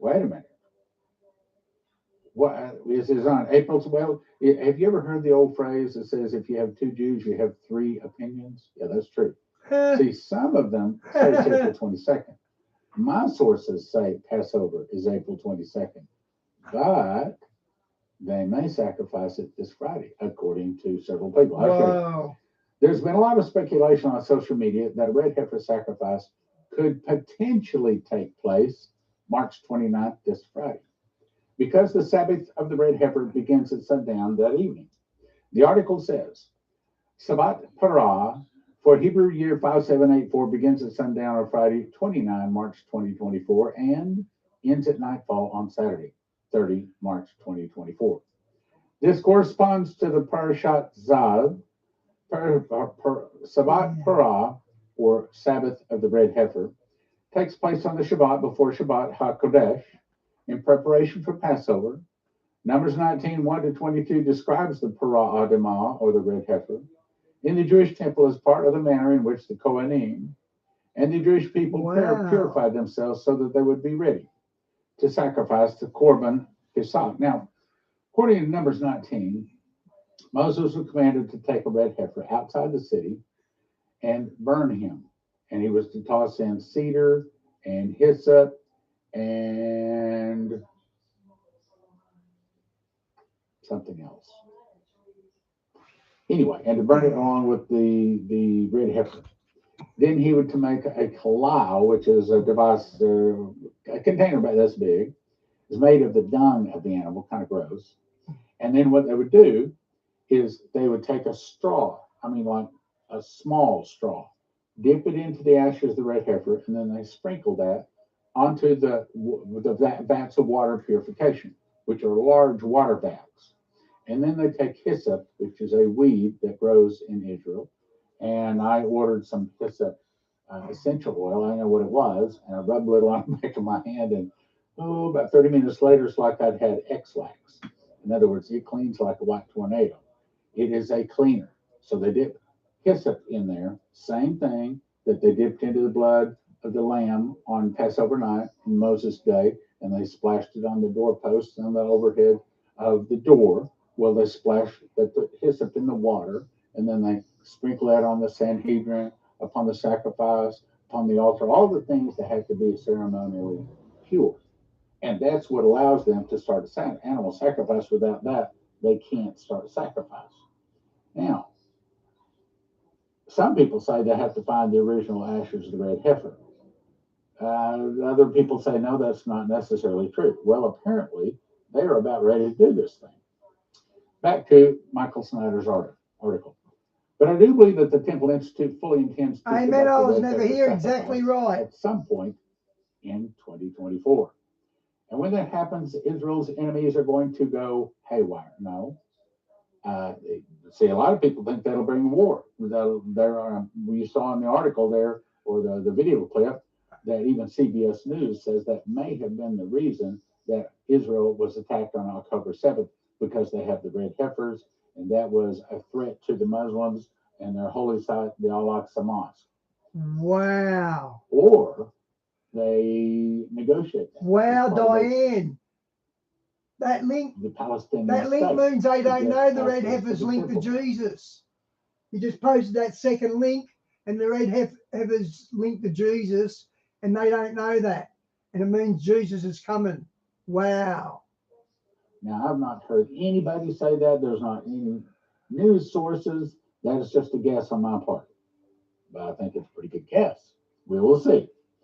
So, as CBS News reported, Hamas has actually admitted that the red heifers were one of the reasons why they attacked Israel on October 7th. I'm going to read that again. Hamas has actually admitted that the red heifers were one of the reasons why they attacked Israel on October the 7th. When Hamas spokesman, listing the motives of the Palestinian militant group's October 7th massacre in Israel, he accused Jews of bringing red cows to the Holy Land. So this thing with the red heifers, it's already started one war. It's already killed lots of people. Having those red cows in Israel, it's a big deal. The cows, which now graze at a secure undisclosed location in the Israeli-occupied West Bank, some Jews and Christians believe they're the key to rebuilding the Jewish temple that once stood in Jerusalem and the beckoning of the Messiah. Once Israel's enemies realize that red heifer has been sacrificed, they're going to go absolutely nuts unless that was part of the agreement of the Palestinian state to get back the temple. I'm just guessing. Let's watch and see. We don't have long to see.